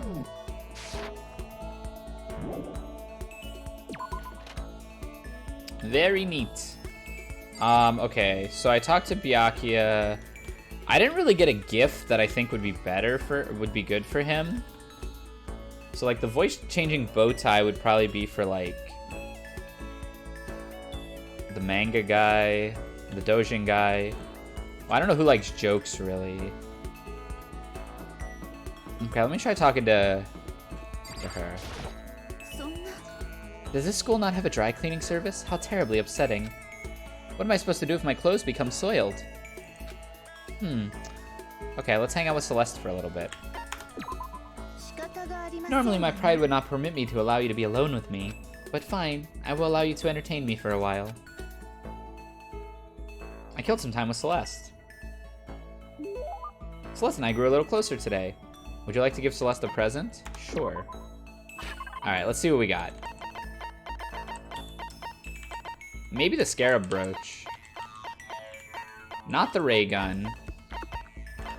Not the vice grip. Not the voice changing bow tie. Let's try the scarab brooch.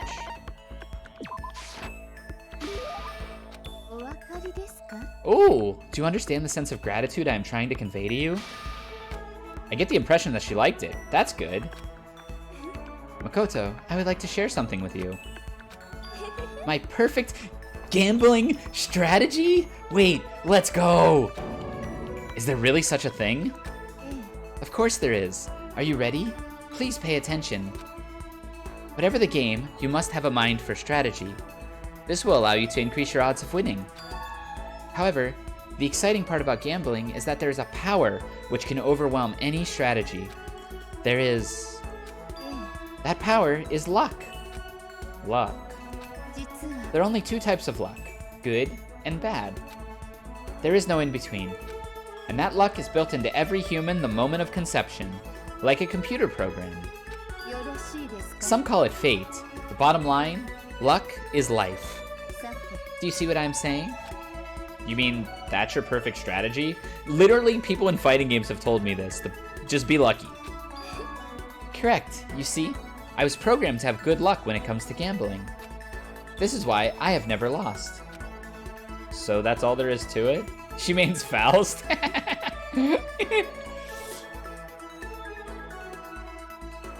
You are the ultimate lucky student, yes? Does this perhaps exceed my own luck? Hey, White Beast, how's it going? You see, Makoto? Yeah, I just guess right every time.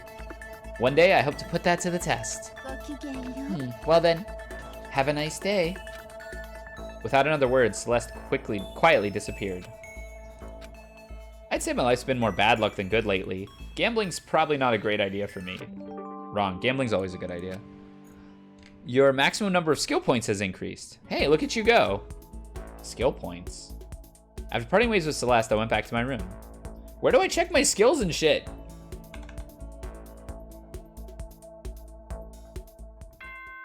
Oh, it's nighttime. Okay.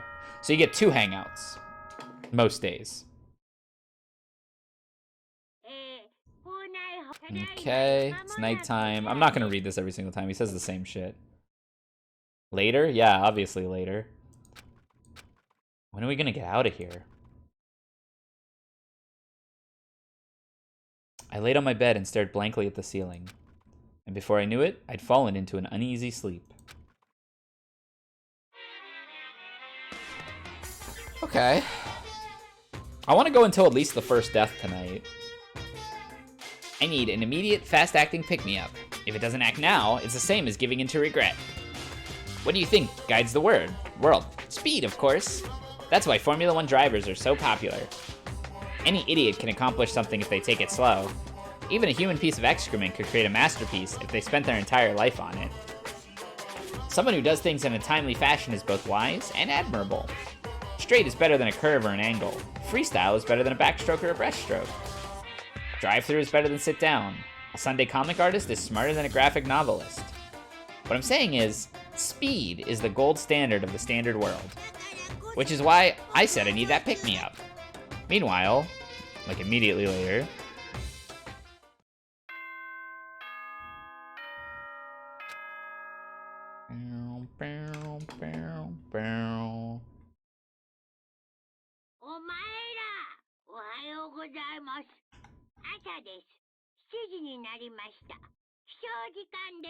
Good morning, everyone. Oh, yeah. Okay, same shit. I woke up to the irritating sound of Monokuma's voice. I slowly pulled myself out of bed. Another night of restless sleep. Day after day, I can feel the fatigue piling up. As soon as the thought had crossed my mind, the sound of the doorbell forced its way into my room. Okay, let's save.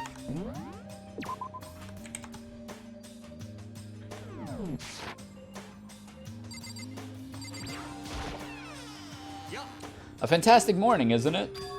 Taka? Now then, if you'll pardon the interruption. Without waiting for a reply, Taka barged into my room. Hey. What's up, Taka?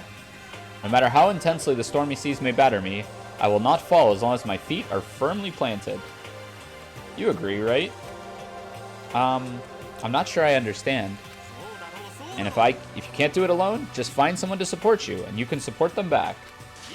That's how you can overcome any storm. I was thinking about it last night, and I decided we all need to really come together. And that was when I realized, every morning from now on, after the morning announcement, everyone should have breakfast together.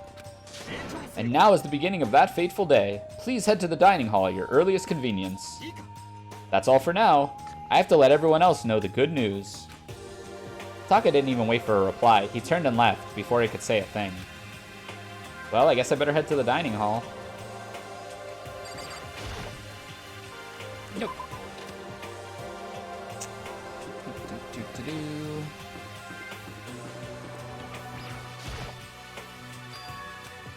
What? I was just wondering what you were doing here. You should probably head to the dining hall, right? I know. I just need to prepare myself mentally. Prepare herself? What is she talking about? I'm so nervous. Why is she nervous? It's kind of creepy.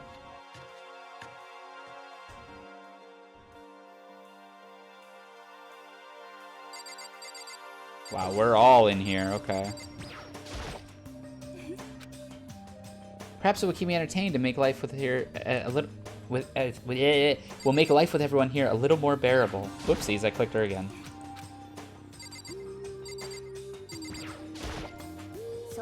Okay, if I must absolutely talk to you, let's just hurry up and start the stupid meeting. Taka's gonna throw a fit if we don't. Okay, it's all just one-liners, right? Okay, looks like everyone's here, so then let's begin our very first breakfast meeting. Everyone, thank you for making time in your busy schedules to come together.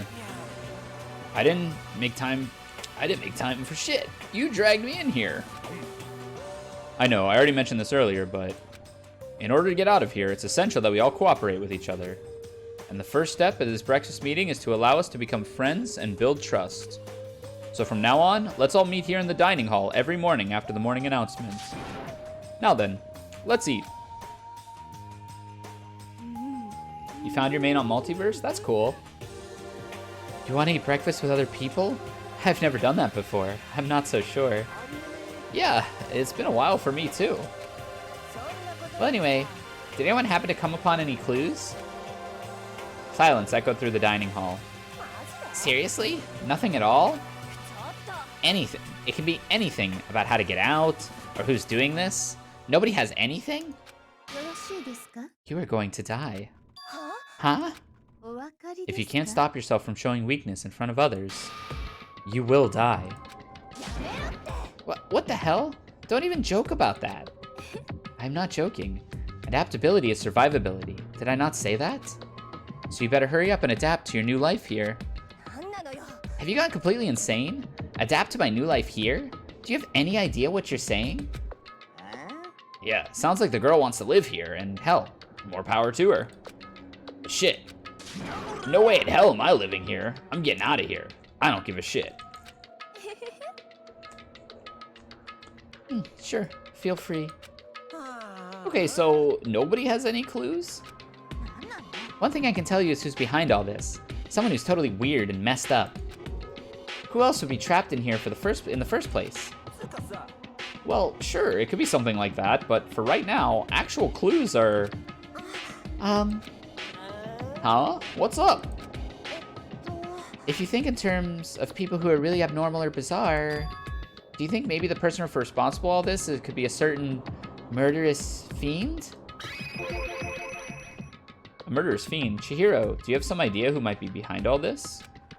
Well, maybe. I mean, I can't really be certain, but...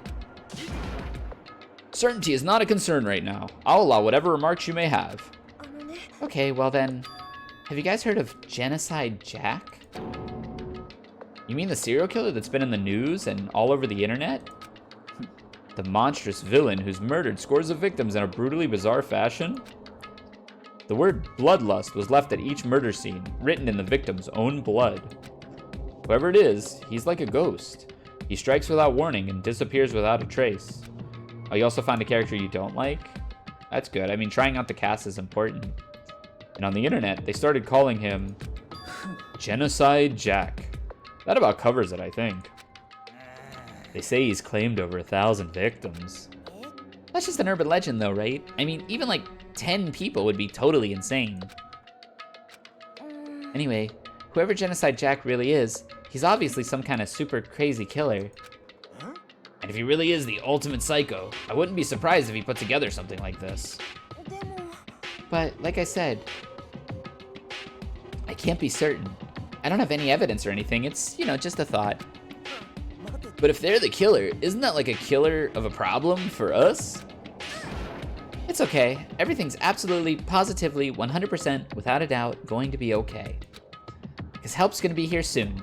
I'm sure of it. Huh? Help? We've been stuck in here a few days already, right? Nobody's been able to contact us, so I'm sure they're getting worried. I bet they called the police already. Oh.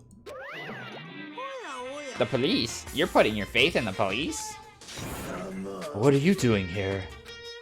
You guys, seriously, do you not understand what role the police exist to fill? All they're good for is being a foil, playing against a villain or anti-hero or evil organization. The bad guys come along and destroy them, and that shows just how badass they really are. Are you sure you want to rely on such an unreliable group of losers? I mean, come on, if you really, really want to get out of here, all you gotta do is kill. Why the hell are you laughing? I'm just impressed at the total commitment to this whole act. You're still going on about that.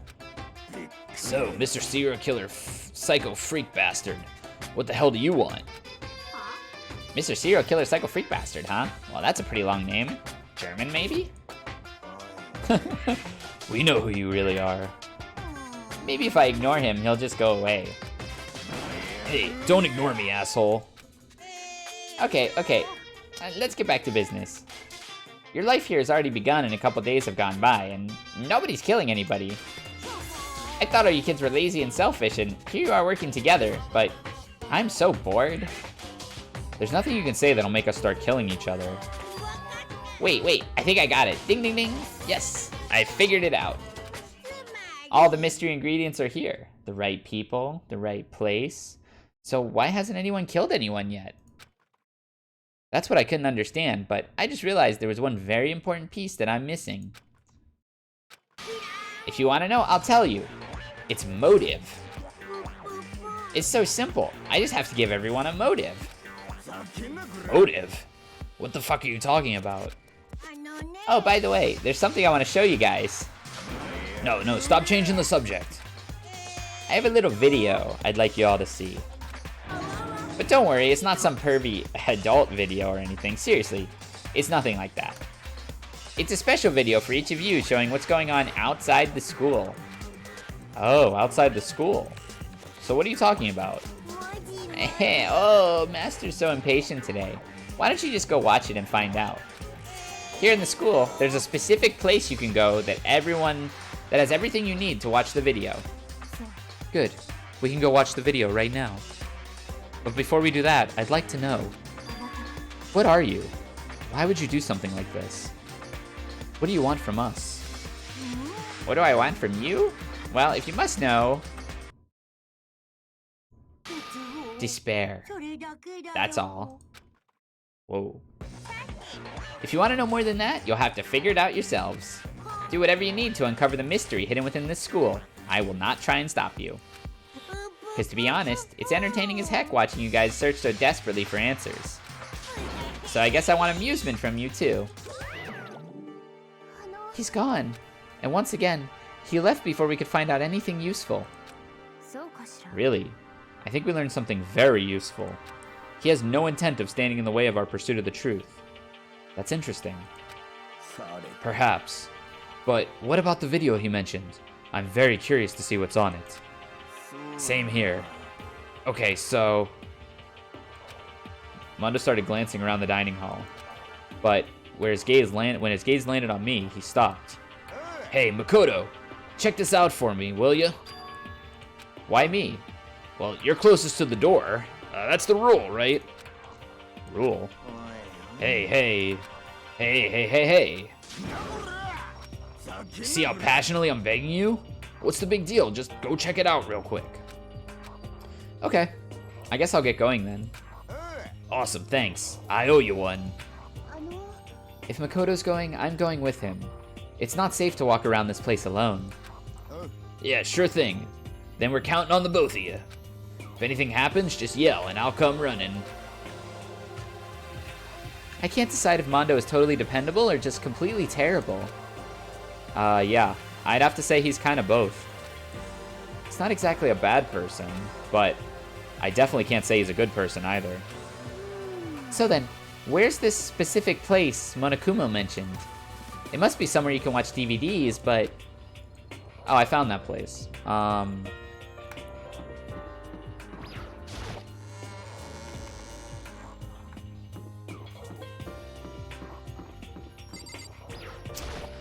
Unfortunately, I don't have too much longer tonight, so I hope something happens where I can kind of call it a cutoff point, and then we'll go from there.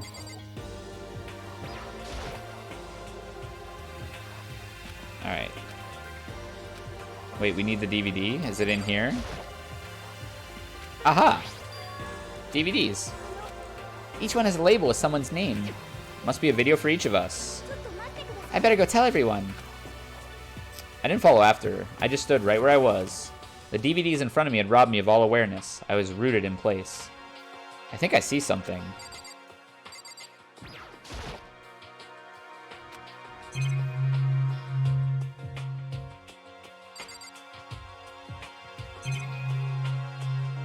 Is it just this? Maybe I'll just watch mine real quick before everyone else gets here. Okay, we found mine, slid it into the DVD player. I sat down and stared intently at the darkened screen, and then...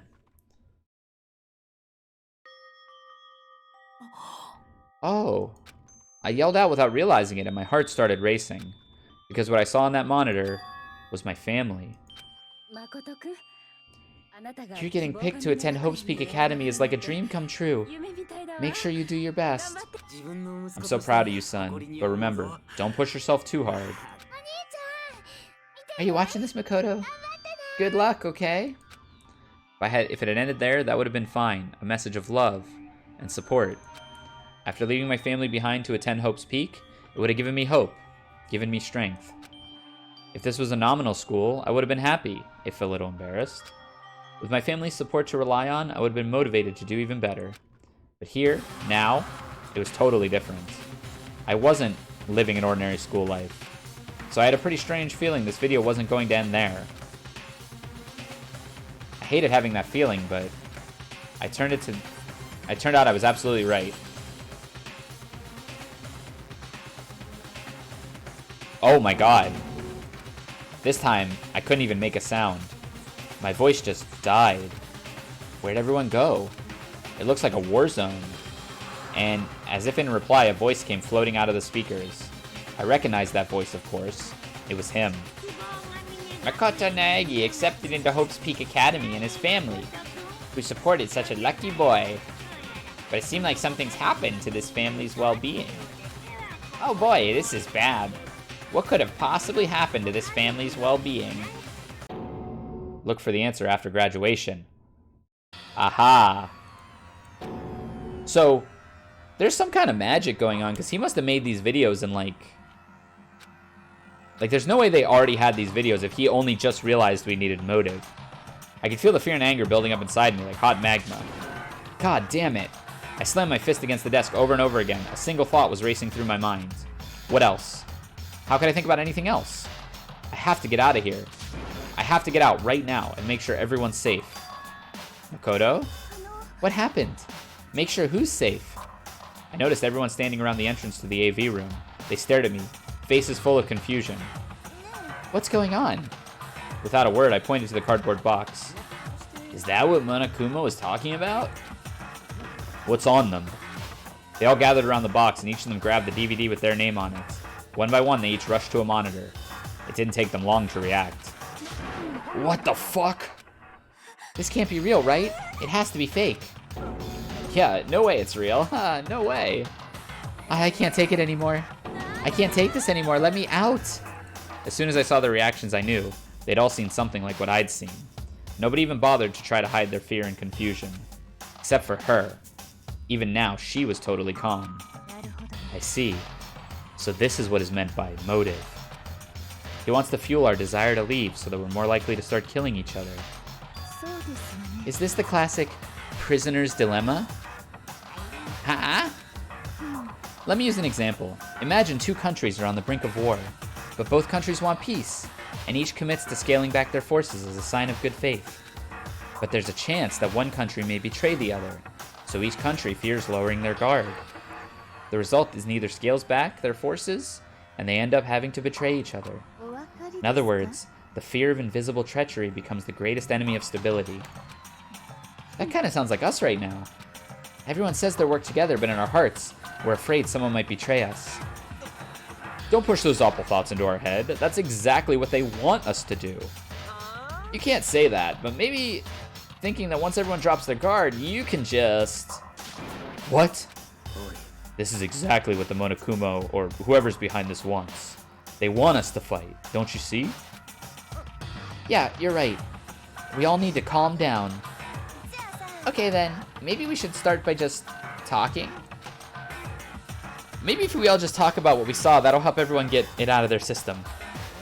Besides, I think we're all super curious, right? I wonder what was in everyone's videos. I'd be lying if I said I wasn't curious. Hey, Sayaka. What was in your video? I bet it was her band.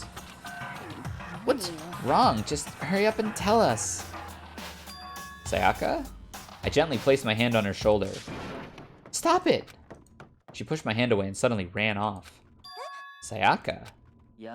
Let her go. I can't do that. I have to go make sure she's okay.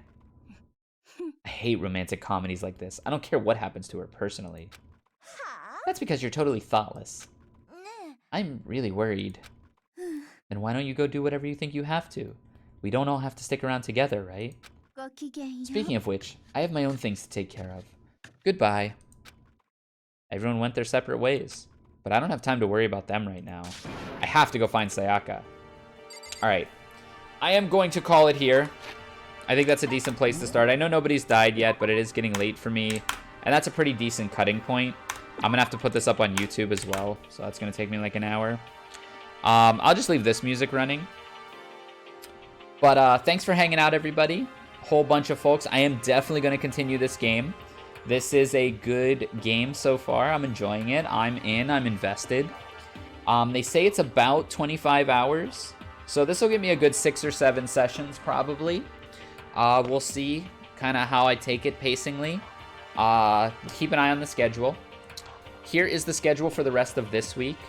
Friday is tentatively DNF duel practice, but I might turn it into a collab with Magic if he's looking to play something. We talked about informally doing that. Tomorrow I'm running a Bluu tournament online. I will tweet about it if you want to catch it. And then Saturday is up in the air. If anyone wants to play anything, I'll be looking like VTube collabing or variety games. I'll just be playing Saturday by ear. And then Sunday is a DNF duel team tournament run by Zombamu. I'm going to catch that with Shaylee and Impurus Club.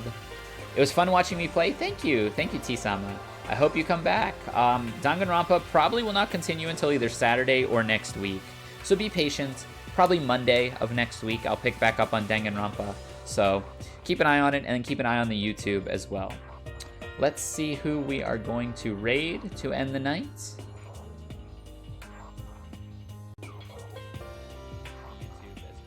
Oh, that's my voice. Let's raid... Let's raid Chixama. Chixama's raided me a few times. So I am going to go raid Chixama. Let me make sure I didn't typo. I typoed the raid last time. Thanks for the stream. Thanks for hanging out, everyone. It was super fun. I'll see y'all on tomorrow. I'm going to be running the tournament, not on this channel, but I'll tweet it. And then I'll see you all Friday for games. So adios. Be good to one another. We'll see you next time. Bye-bye.